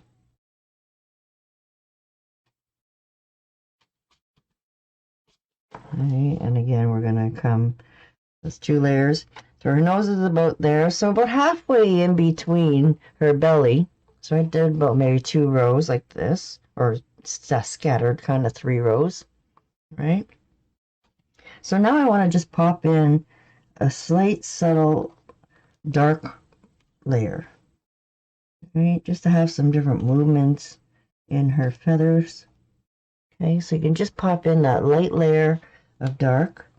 And again, if it's not standing out enough for you guys, so we really want that little bit of darkness pop out. Go over them again with a little bit more brown and tip into your browns every time. Every single time. Just that little tiny bit of paint. Doesn't matter what's left on your brush. A lot of times I can just go in and touch that up. You see how I just keep going, grabbing a little bit of paint. All right, I made you bigger so you can't see my plate. So every time I went, I was grabbing just the paint on my brush, just on the corner.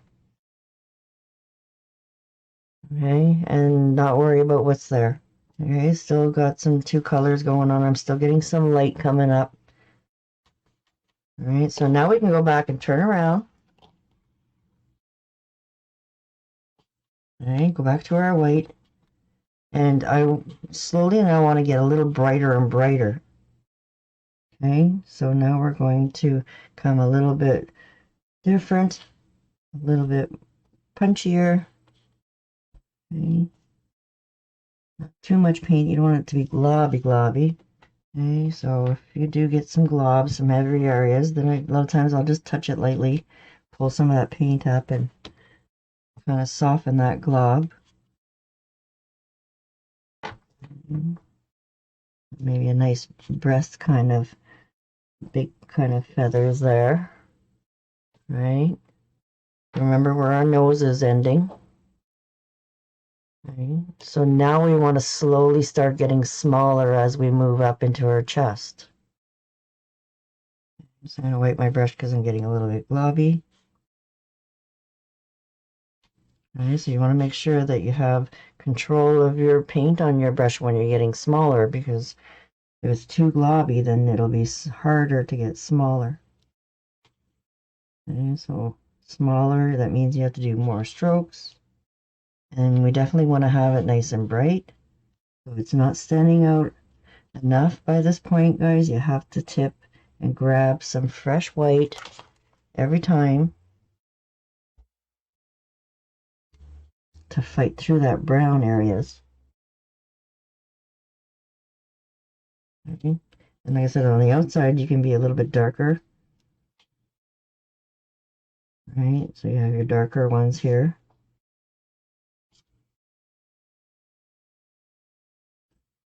Come around, make your little circles. And now, as soon as you get into the middle area of their breast, make sure that those ones are really nice and bright. Okay, so you can play around like that too. Set your side ones. Work your way in. Okay, a little bit smaller, a little bit skinnier. Make sure you're layering enough that you're covering the green. Okay, so hopefully if you do have to go and touch some areas.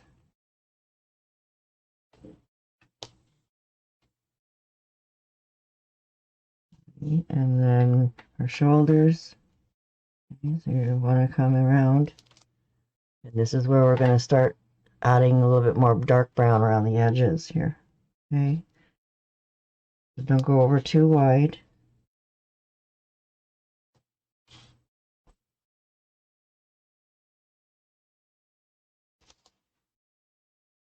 Okay, and then we can stop right about there. And I'm probably covered a little bit of her nose, but that's okay because we want that coverage in there around her nose anyways.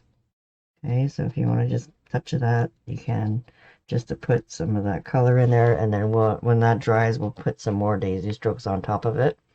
So that just would make sure that you are covering that green. And there's always ways to come in and sneak in a few more strokes here and there if you need it. Right? Just little punches here and there just to, if you see any little green areas. Work it your way down and then just try to sneak them in there. And what's really good actually to do sometimes if you really need to is wait till it totally dries. And I'll show you a little trick on how to fix an area because of the way you're layering. It's really hard to go in and fix little spots. Like you can see, I'm just basically touching and adding those little tiny chisels in maybe an area where it's green. So you're just touching it, right? You're not doing your typical, you're doing like a little fix-up job, right? I see a couple of them there that need to come a little bit wider just to cover the green. Okay, so you see all those soft areas of the dirty white, and then you see some real good strong punches. So every once in a while, guys, if you really feel like you're not sure how it's looking, definitely turn it back right way, right? And you'll see, you'll start to get the, just you have like an hourglass going on now, right? It's not so straight, a little bit more curvy. Just because she's a granny owl doesn't mean she has to be all straight and frumpy looking, right? So, yeah, I'm really liking the shape of this one a lot better. Okay, so you guys all caught up to me. I don't want to go too fast on you. I don't want to rush you either because then you might be feeling pressured and not be happy with your strokes.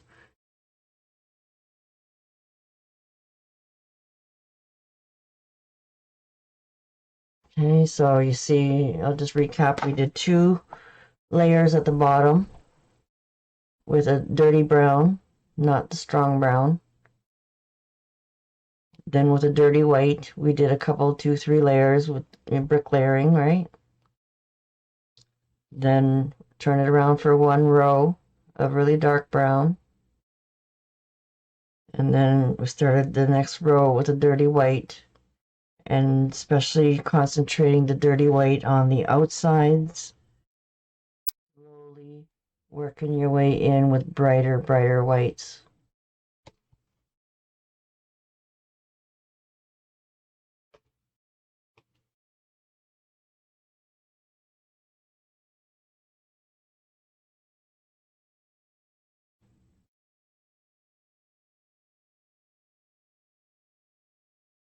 Let me see there again.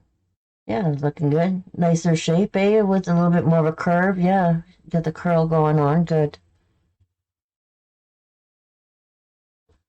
You're having those little softer areas. It's easier to make the other areas look really bright when you have some dirty white. That's what I call it anyways. Okay, so now we gotta flip her back upside down.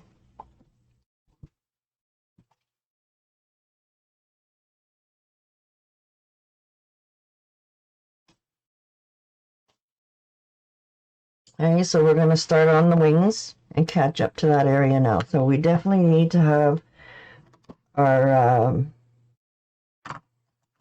if you're, like I said, if you're having a hard time having really fat strokes here, you could go to your 16 if you have one. But try to push yourself so you're really able to manipulate that one brush.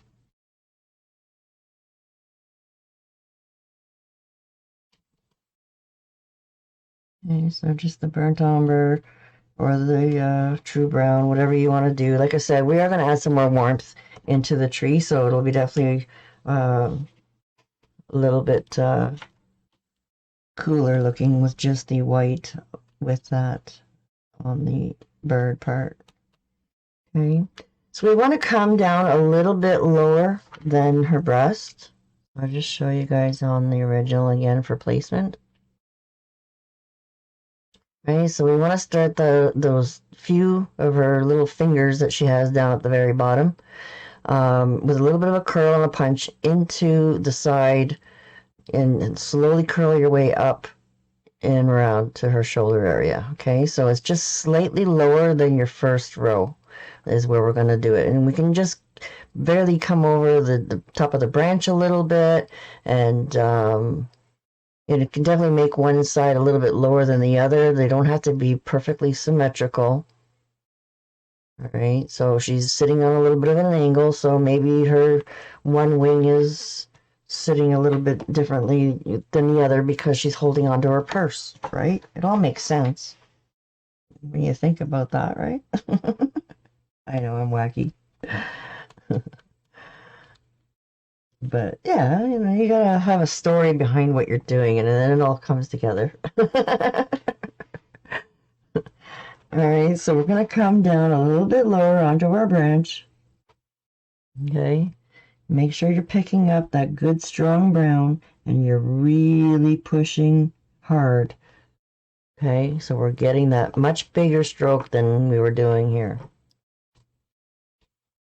Okay, start off with that pointy one and come around on each side. And then bricklayer 2.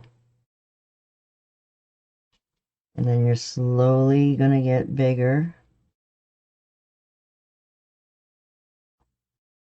I mean wider, right? You don't want to go too close behind the last stroke because then you're going to be right into the brown. Right? So I almost went a little too close to that brown. Back up just a smidgen. Right? But I got some green showing there, so I want to make sure that I come a little bit lower so I'm covering that green. So you can layer a little bit. Right? It's not going to matter too much. And what I like to do when I'm doing the wings too is set those center ones that are coming up closer along the breast area. Right? So you can come around, and then again slowly they're going to come a little smaller and a little smaller. And then if you want to come around on the other side, we're floating medium in there.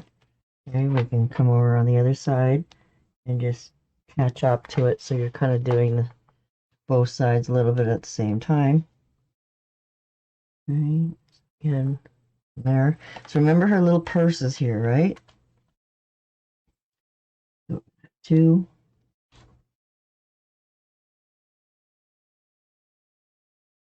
And more white. You can see it's a little bit wishy-washy. I need more white. Come up.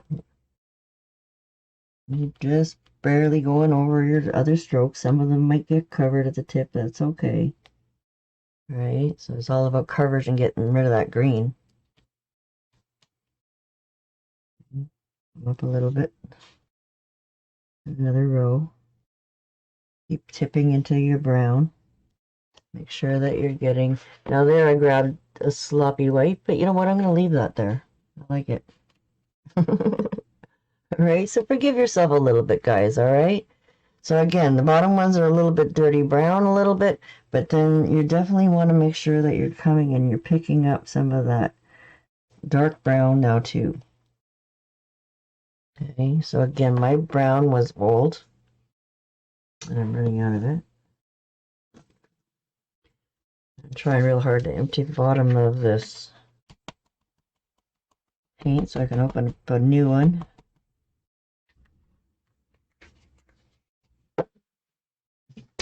Okay, so I'm just going to add just a smidgen of floating medium over here and work some of this over here too, because like I said, if you have paint like this, then this might help you for all your project coming ahead, because it really makes a difference when you have thick paint that's too thick.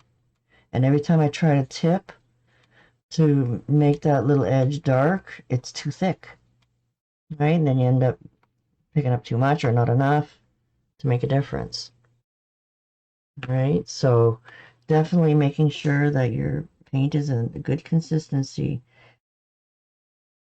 So then you can just go tip, tip, whatever you need.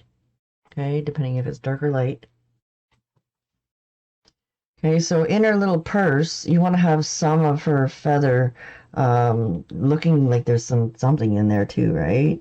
But you don't have to worry too much about the coverage, because you're going to put some of the handle on top of that, right? So you're just trying to get some coverage in there. Handle. Hopefully you can see better if you used your pattern. And then what I did is I put one little feather off to the side too. So it looks like it's kind of sitting on top of her purse. Right? The handle's making it sit up differently.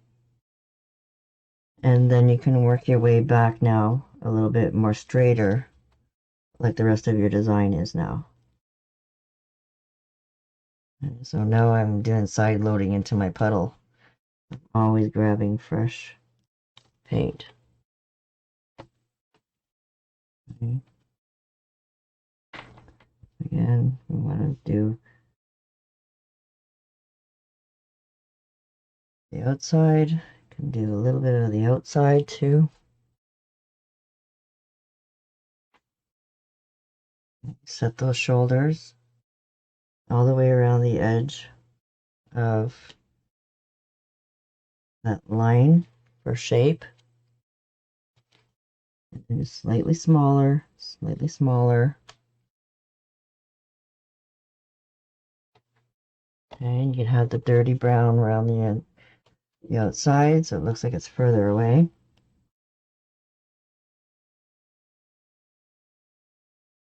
And so again, just setting the main shape. So stop right about there.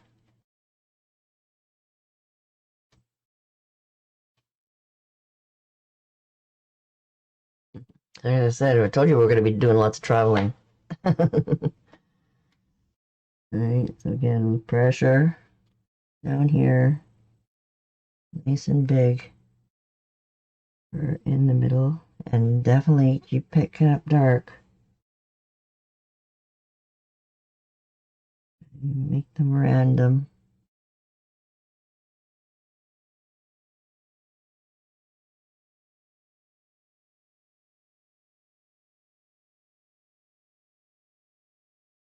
And then once you have that really nice big area done, then you're slowly working your way smaller.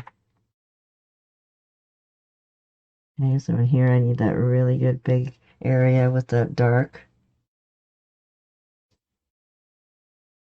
And just keep tipping. I got lots of floating medium in my paint brush, and it's going to let me spread. And I usually can get maybe 2 strokes, maybe, but you're going to tip every time. Okay, a little bit smaller on the outside. Really big and dark. the outside.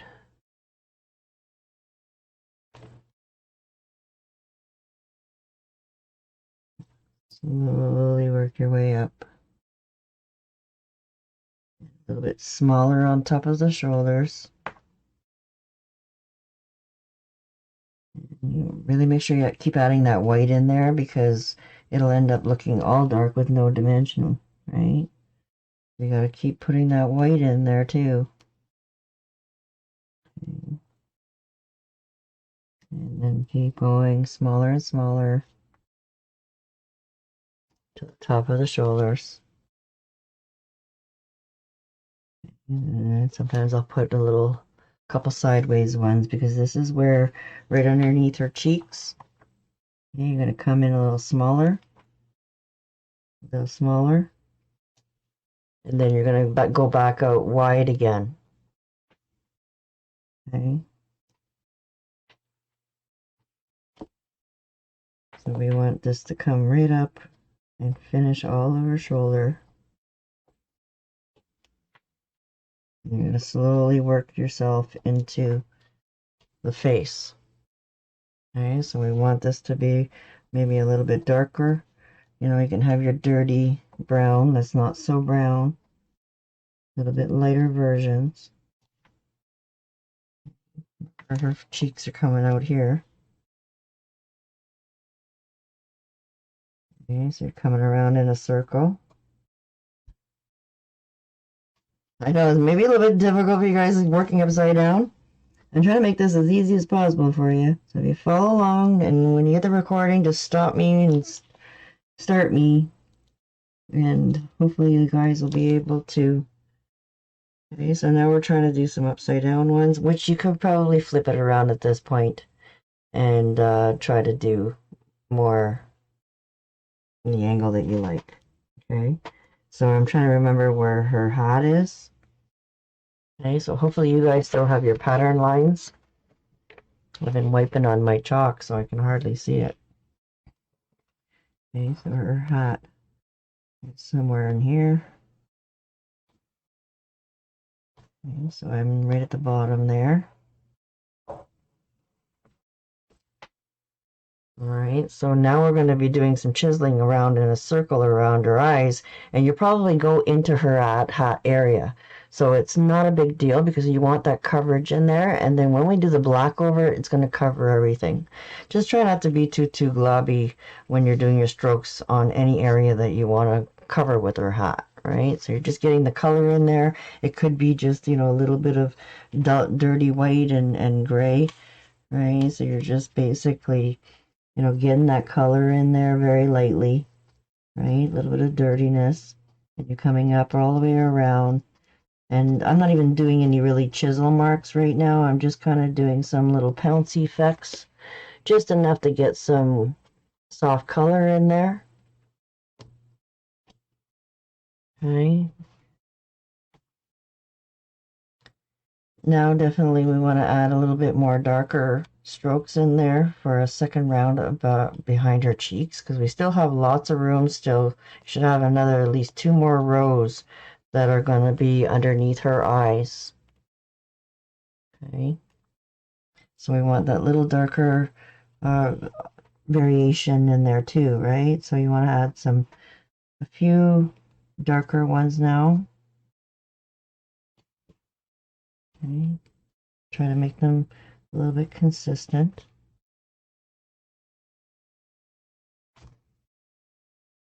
Right, and then do each side a little bit at a time and then slowly in a circle. So everything is going to come up around those eyes now.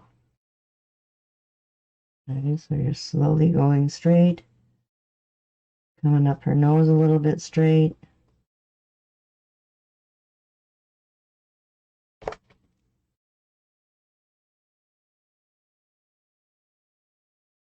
Okay. And then also down the middle of her nose, right? So you can just do some random strokes just to get the coverage in there, because we're going to go over around the whole area of the eye with the white now. Okay, so again, we don't have to worry too much about where the nose is, because that's going to get covered with the orange. Okay, so as long as you're close enough to it that when we make our nose bigger, you're not going to be having any green spaces. It's the biggest thing. Okay, so again, we're going to look at our eyes, see if they're the same. So for some reason, I've got still way too much space over here on this side. And, you know, so it's not really the same. So make sure that you get to that point where it's like, okay, I need to catch up a little bit more and add a few more dark ones, soft ones. Make sure, so you can see how this one's so soft and this one's so white. So, you know, you got to make sure you have enough white in there as well with your brown so that you're brightening things up. Okay. And then just kind of work your way into the eye area. There's a little softness there. Finish a little bit more here with the dark. Okay, so it doesn't have to be bright, bright white, but it has to be definitely consistent. And a little bit softer white is okay because now we're going to punch it on the other side. Okay, so you're just making sure that there's some motion and movement going on there. Little tiny little chisels.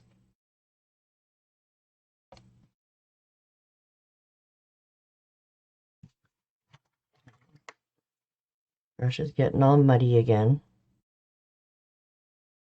And so is my blending pile. Okay, so I gotta clean things up a little bit and really focus on your brush. Okay, so now we're gonna flip our plate around so it's easier. So we're going to be doing all the way to the eye. Okay, so you're working it a little bit brighter now.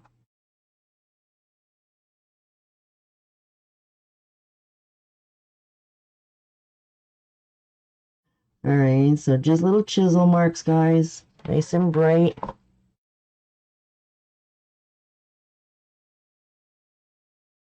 And stagger them all the way around her eye.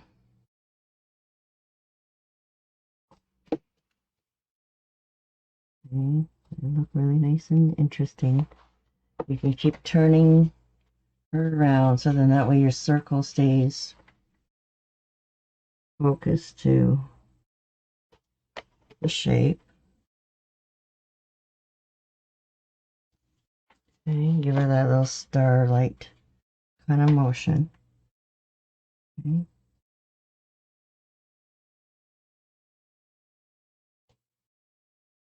Hopefully my eyes are going to be the same size because I have no placement at all anymore guiding me. You're probably going to have a better time if you still have your lines there to follow. Okay. Again, we're making around the eyes nice and bright.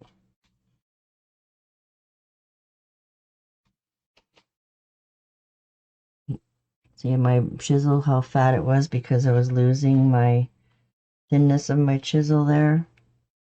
So sometimes you have to go and fix things and reload and less pressure. Alright, so it looks about the right size.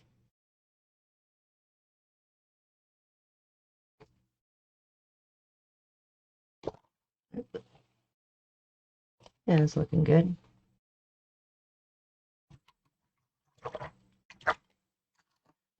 What about you guys? How you doing? I'd rather you take your time, doing a good job. Keep playing with those feathers.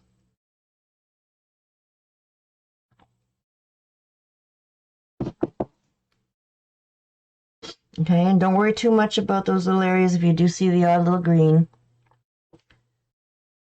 Like I said, I'm going to show you a trick how to pop in a couple more strokes if you have to, but you definitely want to let this dry. And a bit of a globby mark there.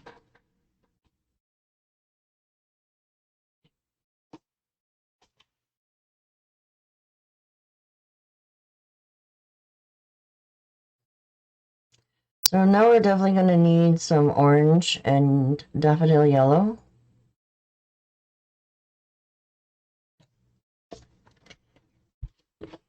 And depending on which size brush you need to do these little circles with, you could use a dauber if you really wanted to. Donna does it with a dauber sometimes. Get that shape in there. Perfect circles. Okay, so just determine how big you want your eyes to be, and you can always use one of those. It's a little bit too small maybe, but you can, you know, move it around a little bit. And if you don't have a dauber, then definitely, you know, see where your pivot point is in the middle and see, you know, you can kind of gauge by a dry brush. Will that be small enough for me to spin all the way around in a circle, right? So you might need to downsize to an 8 or a 10 to spin all the way around. Or like I said, if you have a dauber and you like using daubers, then definitely use your dauber. But I always like doing things the hard way with you guys so that I can keep pushing you. Right, so we're going to do some double loading with our yellow and our orange. Okay, and you just need a little bit of orange, guys. You need mostly yellow. And then you definitely want to add a little bit of white into your yellow so that you get a little bit better coverage. Okay, so you want to flip your stuff around maybe again with the dark on the outside.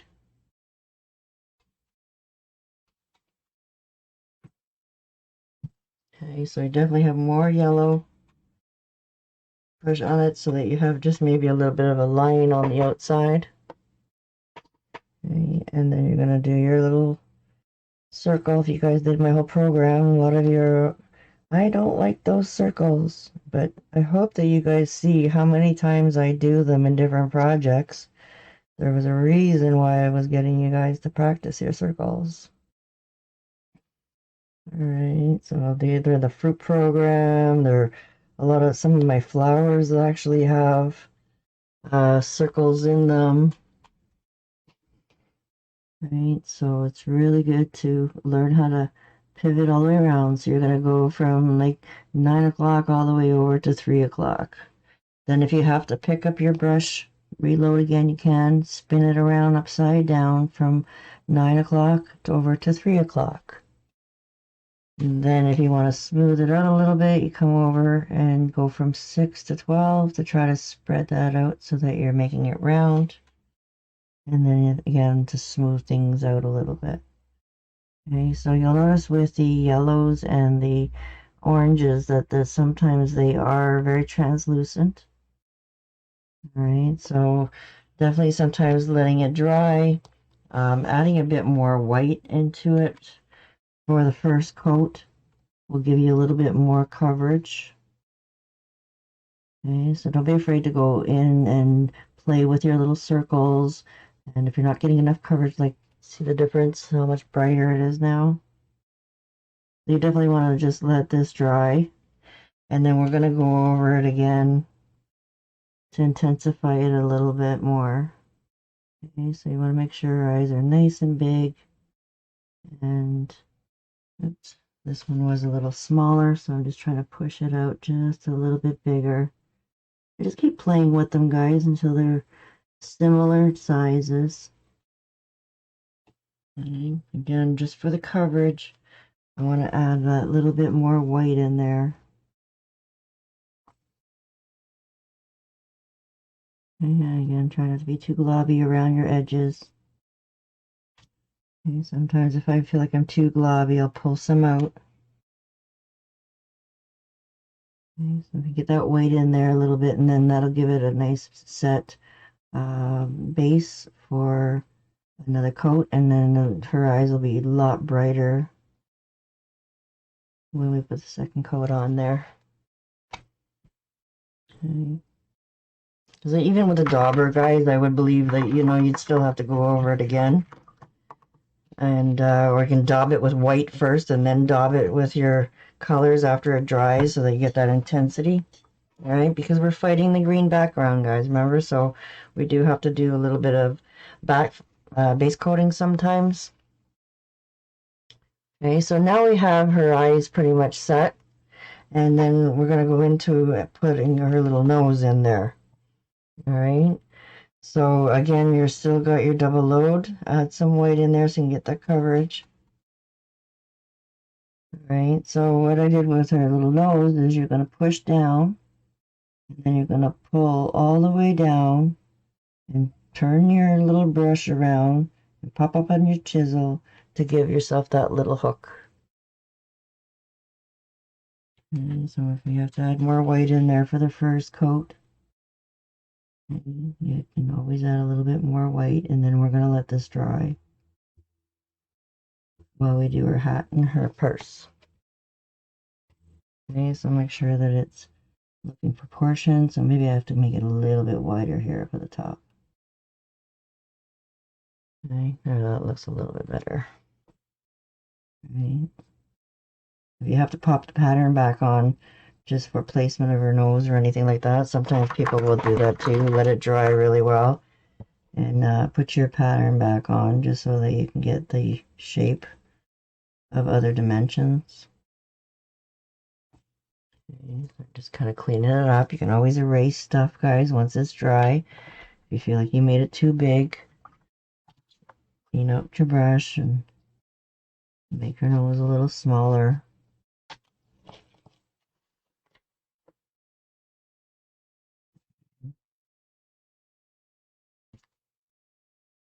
See how you feel, how fat or bigger you want to make it. I didn't want to go too long.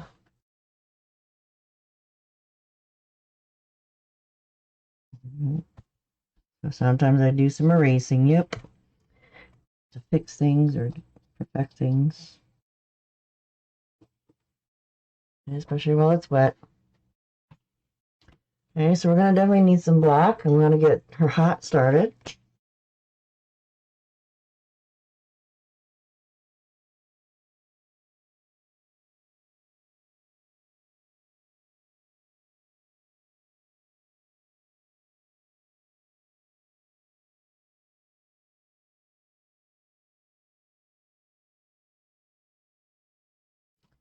Okay, so it's pretty quick. The rest there is basically all one color for her hat. You're just going to get that black in there. Oh, I got the metallic black in my hand.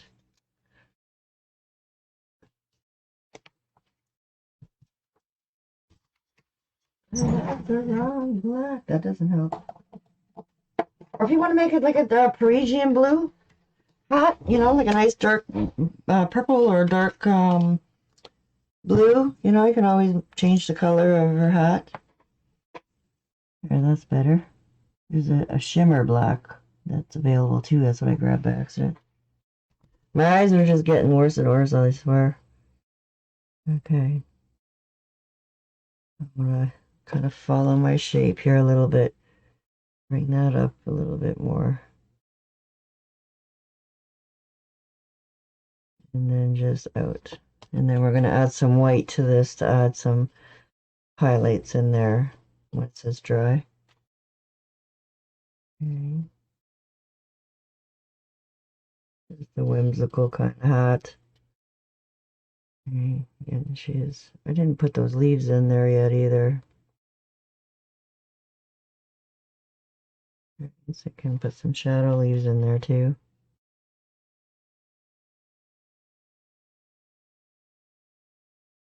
And then turn your upside down is the easiest way to get the shape underneath her eye. So you want to have it come down up and then down into her brow and then back up a little bit. And then you can hopefully cover any little green areas that you have left from her hat. And smooth it out. It doesn't take too long to dry. And then it's really easy to erase the chalk lines that you don't need, right? So her little hat is her little purse is basically a square. And then if you want, you can use the liner brush to Put the handles in there if you want. Okay, so I'll make it a little bit wider at the bottom than at the top. And then just, yeah, I just did some pressure with my chisel and curl that around. Right, so just pick one of her little feathers that she has that you can hide it behind. So it looks like she's holding on to it. And then you can grab behind another feather to finish the front. So if you want to go over her purse with a couple more strokes, just to like she has more than one finger holding onto it, or a little bit bigger stroke right here, I'll show you how to do that when it's dry, okay? So the rest is just basically with little strokes of white to give it some highlights, to give it some dimension. Okay. Let that dry. See how your eyes are doing. You know, definitely you want to get those done. Okay, so we're going to go back over into our orange and our yellow again. And just go over it again to make sure that you got some really good coverage. That's much better, but not too much orange, guys, okay? Want a little bit more yellow.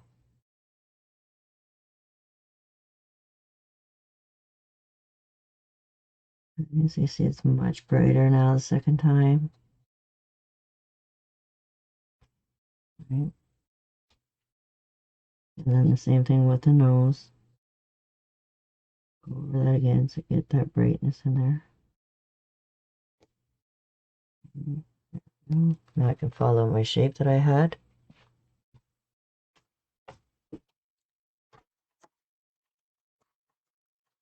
And so also when you want to go around your wood again, all along the edges, you want to make sure that you have a good dark brown.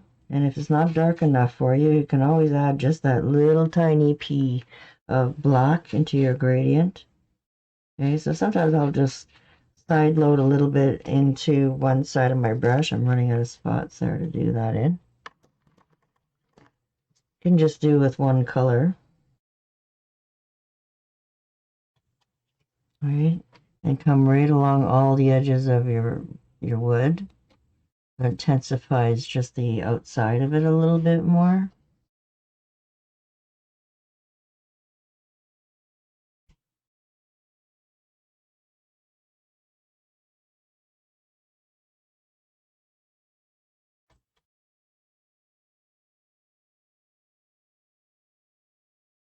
And then that little extra shading there. Not too dark.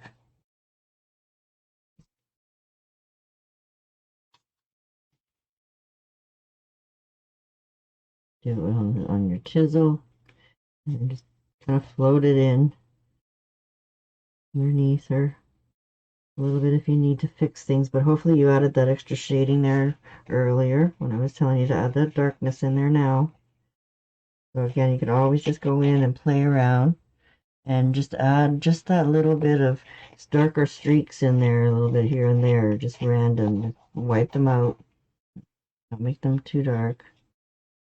And you can add a little bit of lighter browns or the Pablos, or, you know, play around. I'm getting heavy-handed here. You know, to warm it up a little bit if you want to do like a wash.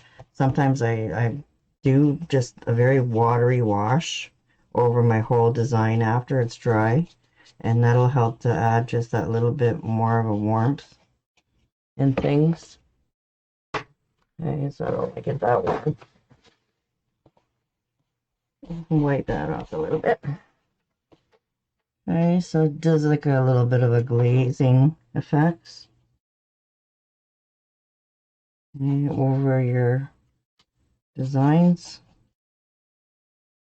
Okay, so you definitely want to have your big 3/4 brush out to do this too as well, so then that way you can get bigger strokes. Okay, so you don't have to go back and forth as often and not get heavy-handed like I did with a small brush. Okay, so just wipe it off a little bit, just enough to warm it up.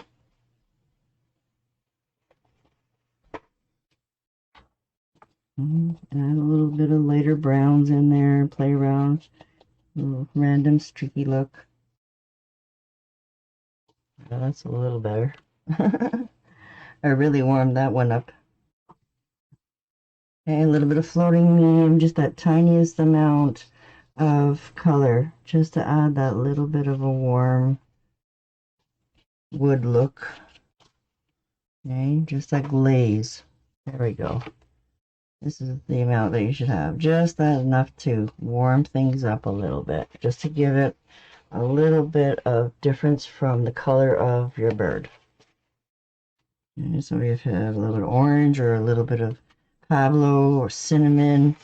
So I make it really watery, and sometimes if it's too heavy, I'll wipe some of it off. So just like adding a little bit of stain look into your wood. Lots of floating medium and just a little bit of color to make like a glaze. Alright, and the same thing with these little strokes now that this is all nice and dry. Okay, so you can go back into your gradient, pick up your brown and your white again. And any little areas that you felt like you wanted to touch up a little bit more, right? Maybe you have too much green spots going on. You want to just come in and do a few strokes, but what's going to happen is you're going to end up with dirty spot on and behind it. So you're going to almost have to feel like you have to start all over again, right? And go all the way up because you keep dirtying things. So just make sure you have a clean brush, guys, clean water, and just erase the tail that's not where you want it, right? So you're just trying to sneak in a couple of those little strokes just to give it some extra coverage in a couple areas. All right, you definitely need some fresh white in there, right? And you want to pop that up in just the odd little strokes. If you do go over your last stroke to brighten things up again, like I said, just erase behind it and soften it out a little bit so that you're able to fix things. Okay. And then, like I said, I wanted to add just those few more strokes just to give her a little bit more fingers into her. Okay, so you want them to be kind of fat, right, to match her rest of her wing. Okay, so again, it's sitting on top of some of those other strokes, so we want to just tuck that in behind. Or just erase a little bit of the tip there. So you're cheating, trying to sneak those in there. Okay, so you can always go back in and repair things if you really need to. Add a little, I'm running out of clean white here. All right, if you're able to just do that little tiny little pop, then that's great too. Right, so just that little touch. There we go, that looks a little better. It was a little bit too watery, so that's, my brushes were in the water, so now they start to get waterlogged. So usually I know better. Usually I like to really dry out my brush if they've been sitting in the water for too long before I reload. All right. And then we're going to have a clean brush now because we want to pick up some of that white just to put some highlights and streaks along the top of her hat. Okay, so you can just go ahead and pick up a little bit of white and some floating medium and have it a little bit washy, right? You don't have to have strong paint here. Okay, and you're just going to flip-flop along the top of her hat just to give it some little bit of movements. Okay, so I did do a line basically right across the top of her bridge, and then I just did some back and forth movements and just random little strokes. I wasn't really trying to be too correct with it, right? Just real random and not too white, right? You definitely want to have little bits of dark in there too. Okay, so if it does go too white, just go over it again with some black. Okay, I don't want it to take too long to dry now either. Right, so it's just like little skimps.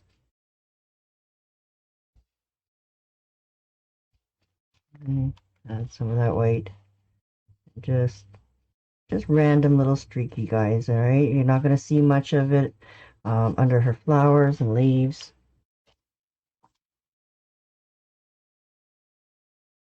Okay. And then this is where I just kind of put a little bit of that white little line there right in the front just to kind of look like an opening of her purse. But the rest I did do little highlights here and there just with the liner brush too. Okay. Just little streaks. And then we're going to use the liner brush to detail around her eyes. Okay, so you need a little bit of water in with your paint so that you can do liner work. All right.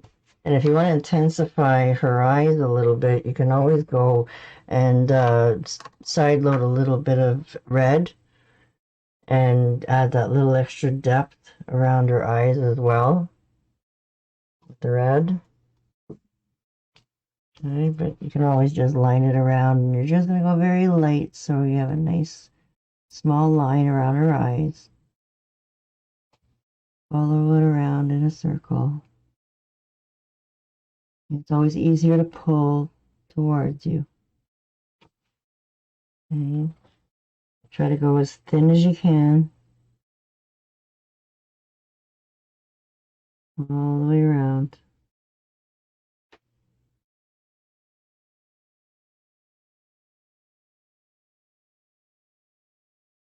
And again, if you have any little oopses, always erase. Not too much water though, just a little bit. Clean water, grab it while it's wet. Okay. And then right underneath the bottom of her eyes, and have like two little round half circles. Right?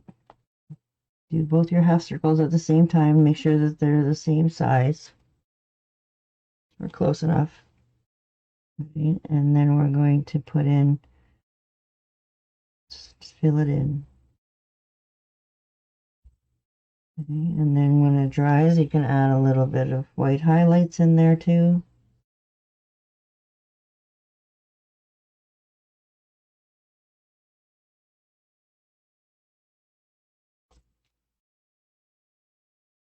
So a little bit higher. Circle.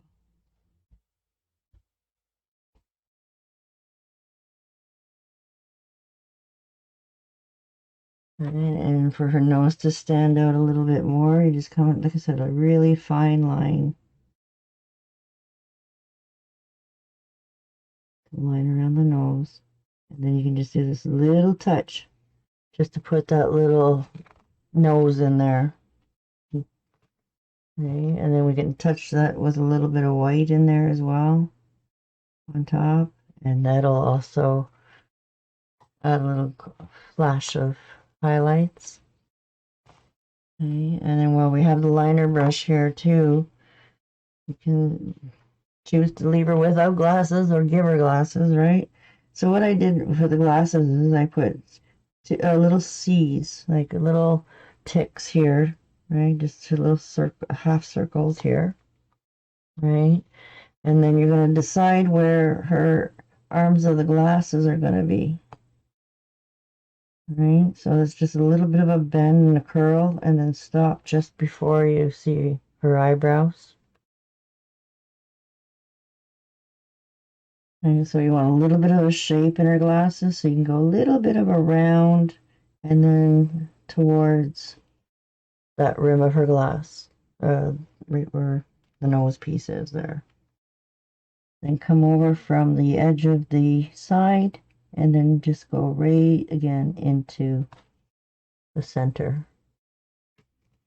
So coming in underneath her eyes is a little bit trickier, right? So you do want her glasses to come underneath her eyes, Okay, just slightly, so that you can still see some feathers, and then join in the center. Okay, and then again, you can, depending how you work right to left, what's simpler to you. Okay, you have to lift your arm and stop sometimes. And you can put our little glasses in there, and then we're going to add some more white highlights to that as well. Okay. Making it just a little bit thicker here, and then very, very thin under here. Okay, so having a little bit of thicker areas sometimes helps to make the thinner areas look a little thinner too. So you want to give her corners of her glasses, you know, those little extra thick areas. And then sometimes you have those little white dots there in the corner too, decoration or whatever. And I can always add that in there as well.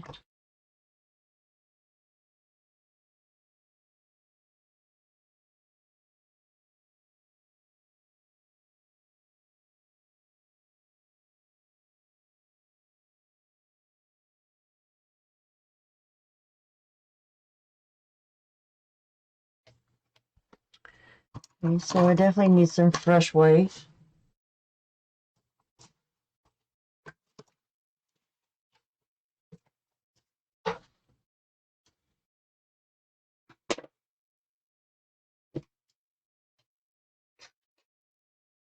We can make some pretty flowers.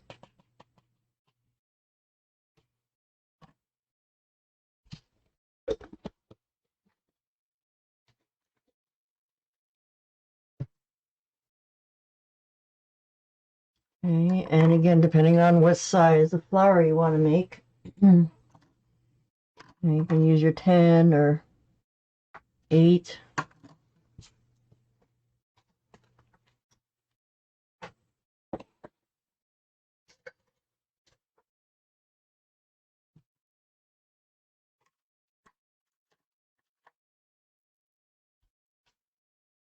I flip my plate around so that I have my light on the top.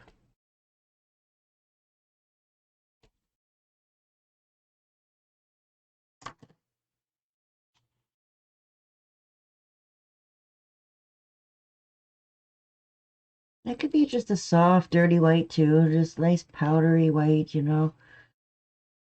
It's really pretty too.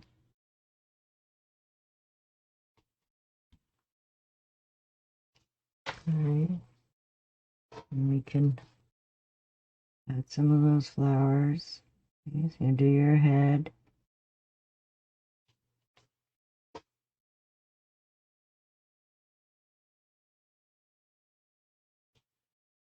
And each of your arms.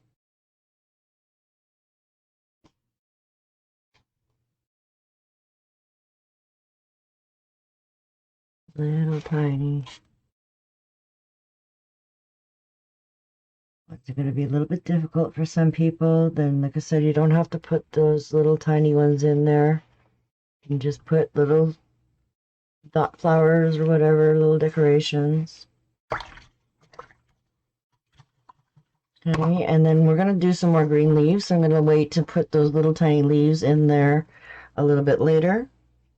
Okay, and then clean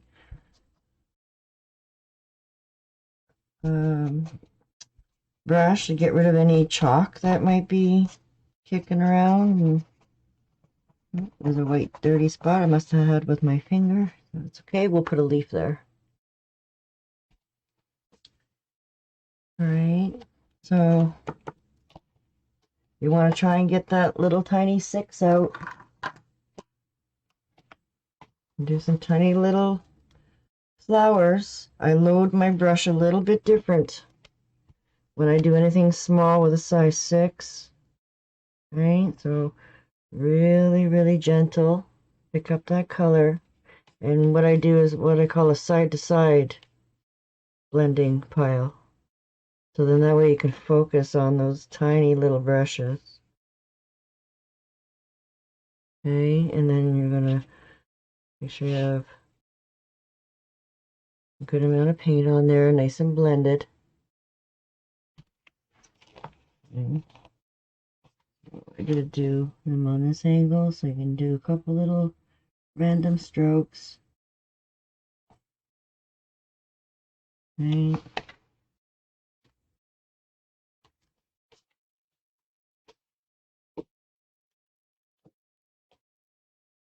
Add a little light here. Okay, so I think we can just do 2 of those in there. Your little hands. Donna calls it her gingerbread man. Little tiny flowers. You can just do 1 too if you want, guys, right? Just 1 big one on her purse and match like her.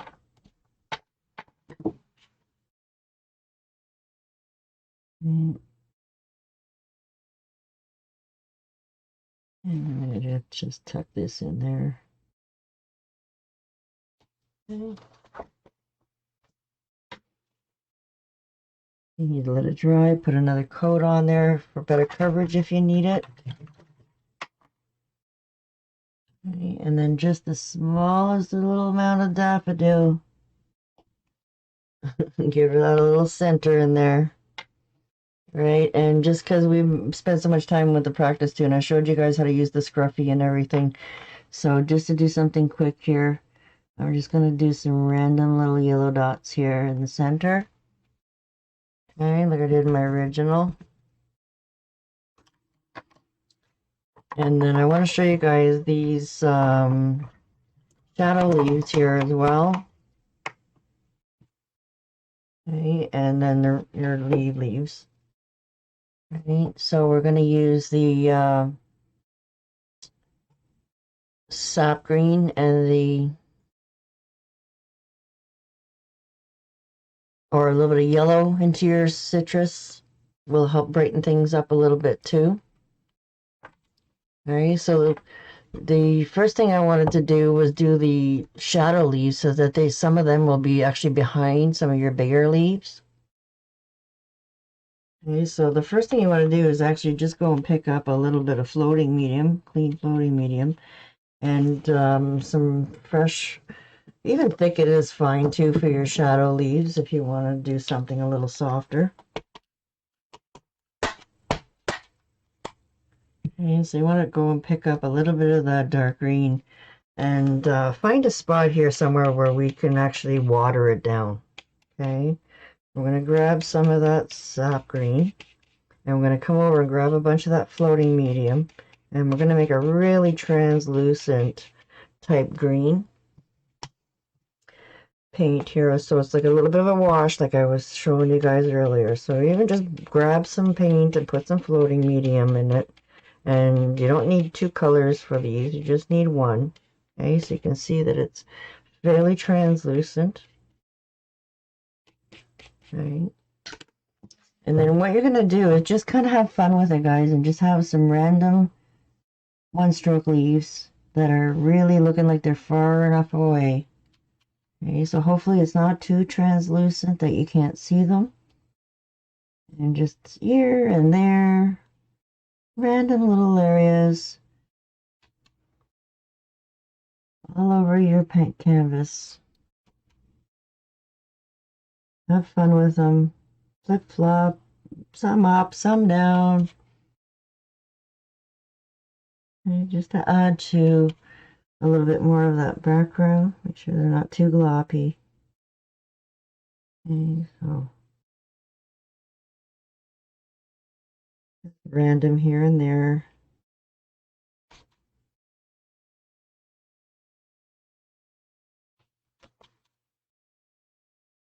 Okay, so they can just almost disappear. Okay, so you don't want them to be too noticeable. They're just very subtle, just to throw the eye to believing that there's a lot of different leaves back in the back of the tree. It's a little bit too globby. I'm just going over and smoothing some of them that are too thick, so don't put my hand in them. Okay, so you want them to show, but you don't want them to show. So these are called shadow leaves. Okay, so it's just your one stroke leaf, but with very little bit of color. Okay, so now we want to get rid of all that floating medium. Give it a quick rinse. All right, so then we can go over and pick up some nice bright green and come over here and do our proper gradients now. Okay, so to lighten things up, we can usually add a little bit of white, or you can add a little bit of yellow to brighten things up a little bit. A little bit of both, get a little bit lighter colors, because you definitely want these to be a little bit brighter. Okay. And we're just going to have a few that are just going to fall off from the top. Okay. It's random. Maybe some fell on the tree too. You know, they're not really fallen, but they're... Oops, I messed up my gradient. Okay, so you can add some random leaves.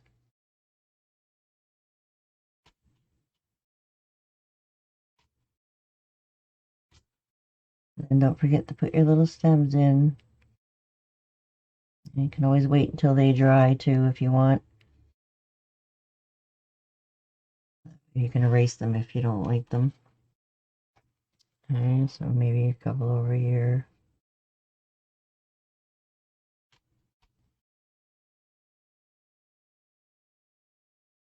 And then I put a couple over here on her, on the tree here too. It depends on how much room you have.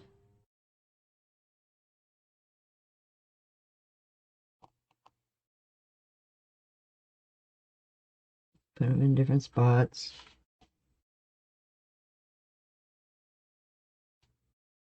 Then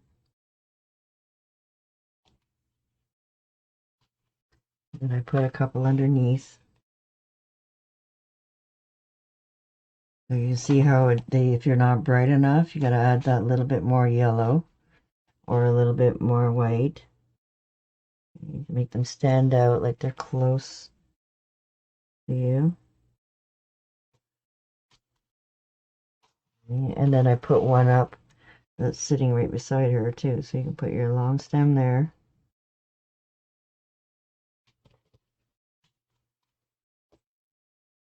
Maybe there's a leaf sitting on top of her a little bit, right?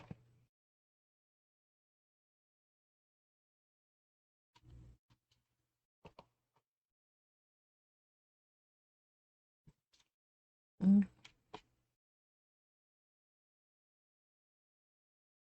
Part of the reason why I put more leaves on top of her too was because I made her a little bit too chubby. And I'm like, oh, maybe if I put a leaf on there, it might take the illusion away of it not being so chubby looking. All right, so once you have all your leaves in there, then you can always go back and add your stems if you want. Because some people are a little heavy-handed, or if you don't have a good chisel on your brush, you can use a liner brush if you want to. It's easier for you. And your chisel. Okay, so remember, turn them around. If you can't see them, you want a little bit more dark. Make sure it's not globby, so you're just using just the chisel.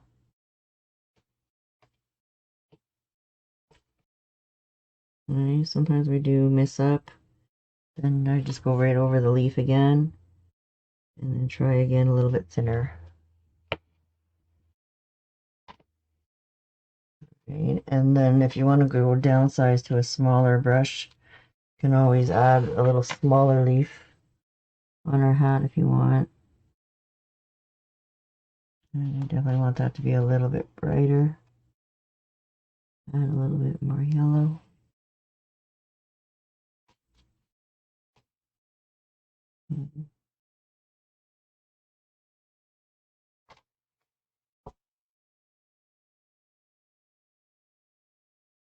Doesn't stand out enough, add a little bit more white.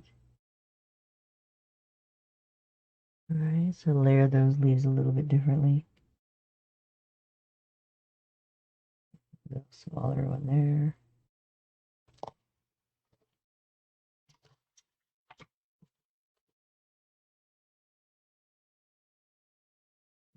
Okay, and then we still have to add just a little bit of white highlights here and there, guys. It just makes it pop. All right, so when you're wearing glasses, usually you have some sort of glare on your glass, right? So we definitely need to add a little bit of water to our brush again to make a little bit of inky white, just so that we can thin down our paint a little tiny bit so that we can get those little tiny strokes. So if it's too fat for you, then you need to take a little bit less paint and try again and just do a little bit at a time on a practice sheet or something, just so that you can gauge how small you can get those strokes. So again, if it's too fat, then sometimes we need just a little bit more moisture so that you can get those really fine little strokes. Okay, so it's a little bit of practice on getting those little tiny strokes. Right, it can be a little tiny bit translucent, that's not a problem. Okay, so we definitely want to put our little commas almost there, like a little punch. You want like a little bit thicker area and then right up, almost like a little teardrop.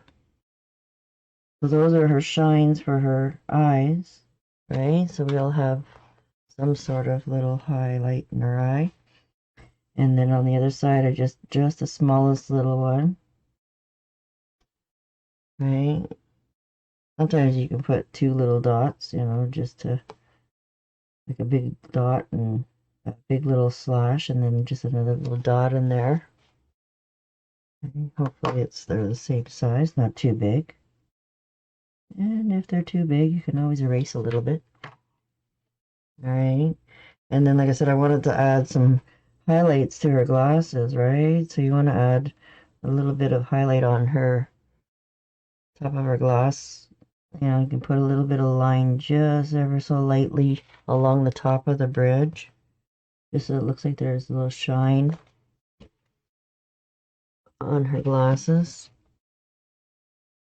Okay, just a very subtle one around the, it doesn't have to go all the way around, just sometimes on the bigger areas. And sometimes there is those little marks, those little circles on each side if you really want to get technical. Do I have them on these ones? Nope. Depends on the quality. These are just cheap ones. Definitely you can put something maybe there if you want. Alright, and then you can always put more dots to decorate things. Right. Hopefully you guys know how to make your dots. Just go 1, 2, 3, and they'll get smaller and smaller as they get out, right? So if you only want them little tiny ones, then you kind of unload your brush a couple times on your plate so that you can, messing that one up, get them smaller and smaller. And like you said, I like messing up in front of you guys too, because then it shows how to fix things. All right, so smaller, smaller, smaller. Yeah, you can always play around with your dots to, oh, that's where I went into the floating medium there. Okay, so a little bit bigger, a little bit smaller. Sometimes if you're having a hard time, you can always go over them and go little circles like this. And I'm trying to make these small too. I don't want them too big. Down, down. There we go. Okay, so these can be like little sprigs of anything. Alright. Always do some on our purse if you really want to push yourself. Try to make them really small.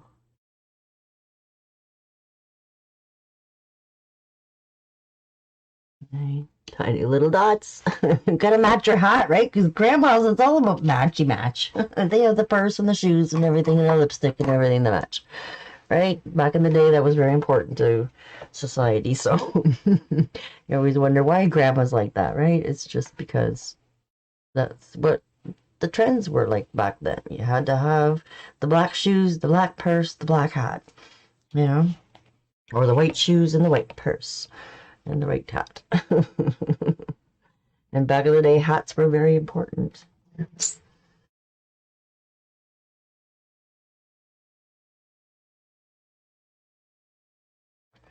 What do you think? You got everything. I think I got everything on her. Yeah. Oh, I didn't show you guys I added that little bit. Remember I was doing glazing? And I had that tiny little bit of orange just to say that I was warming things up a little bit. This is where I just kind of went over her feet a little bit too. Just a couple pop-ups here and there just to kind of give that warmth to her toes, just to give it a little bit more difference from her body. All right, so that's how I snuck in that little bit of warmth in there after when I was playing around with adding more warmth into the trees there. And yeah, that's about it for Granny Owl. And you can always private message me as well if you have any questions, and show me your work if you want privately, or share it on the group. All right, thanks a lot. Alrighty. Thanks to the other ladies for putting up with my problems. Yeah, it was finally nice to meet you, at least online virtually, because we've been chatting there for a little while. So I was finally glad that you were able to join us for a Zoom, and I get to meet you a bit more. Yeah, it was a godsend me winning this program, because I sure needed it with everything going on. Oh, good. I'm glad that I was able to take you away from some of your heartache there for a little while. And yeah, big hugs to you, and happy painting. Forgive yourself, with your first draft, right? If this is your first time, you're just playing around and getting the layout and worrying about, how can I do all this, then just play with the first draft, and then, do it again, and then see what you don't like. It was fun. Yeah, see what you don't like, because there's a lot of daisy strokes in there, and like I said, playing with those color ranges really makes a difference too on your design and how it all pulls together and the softness of it as well. Playing with those dirty whites, playing with the dirty darks, and that are a little bit muddy, a little bit softer brown, and then that way you're able to punch in some darker areas and some really light areas is really what it's all about. It's just having those different dimensions in your feathers. And having those real... But mine never will be. Yeah, and as long as you're having those streaky looks, right? No heavy real marks, because remember when I was saying when you're leaning over to the side, it gives you a heavy look, right? So with the streaky look, it's a little bit softer, and especially when you're creating feathers. That's pretty. Yeah. Good night, everybody. Alrighty, you take care. And we'll see you guys at the next paint party. Thank you. Alrighty. Bye-bye. Bye-bye.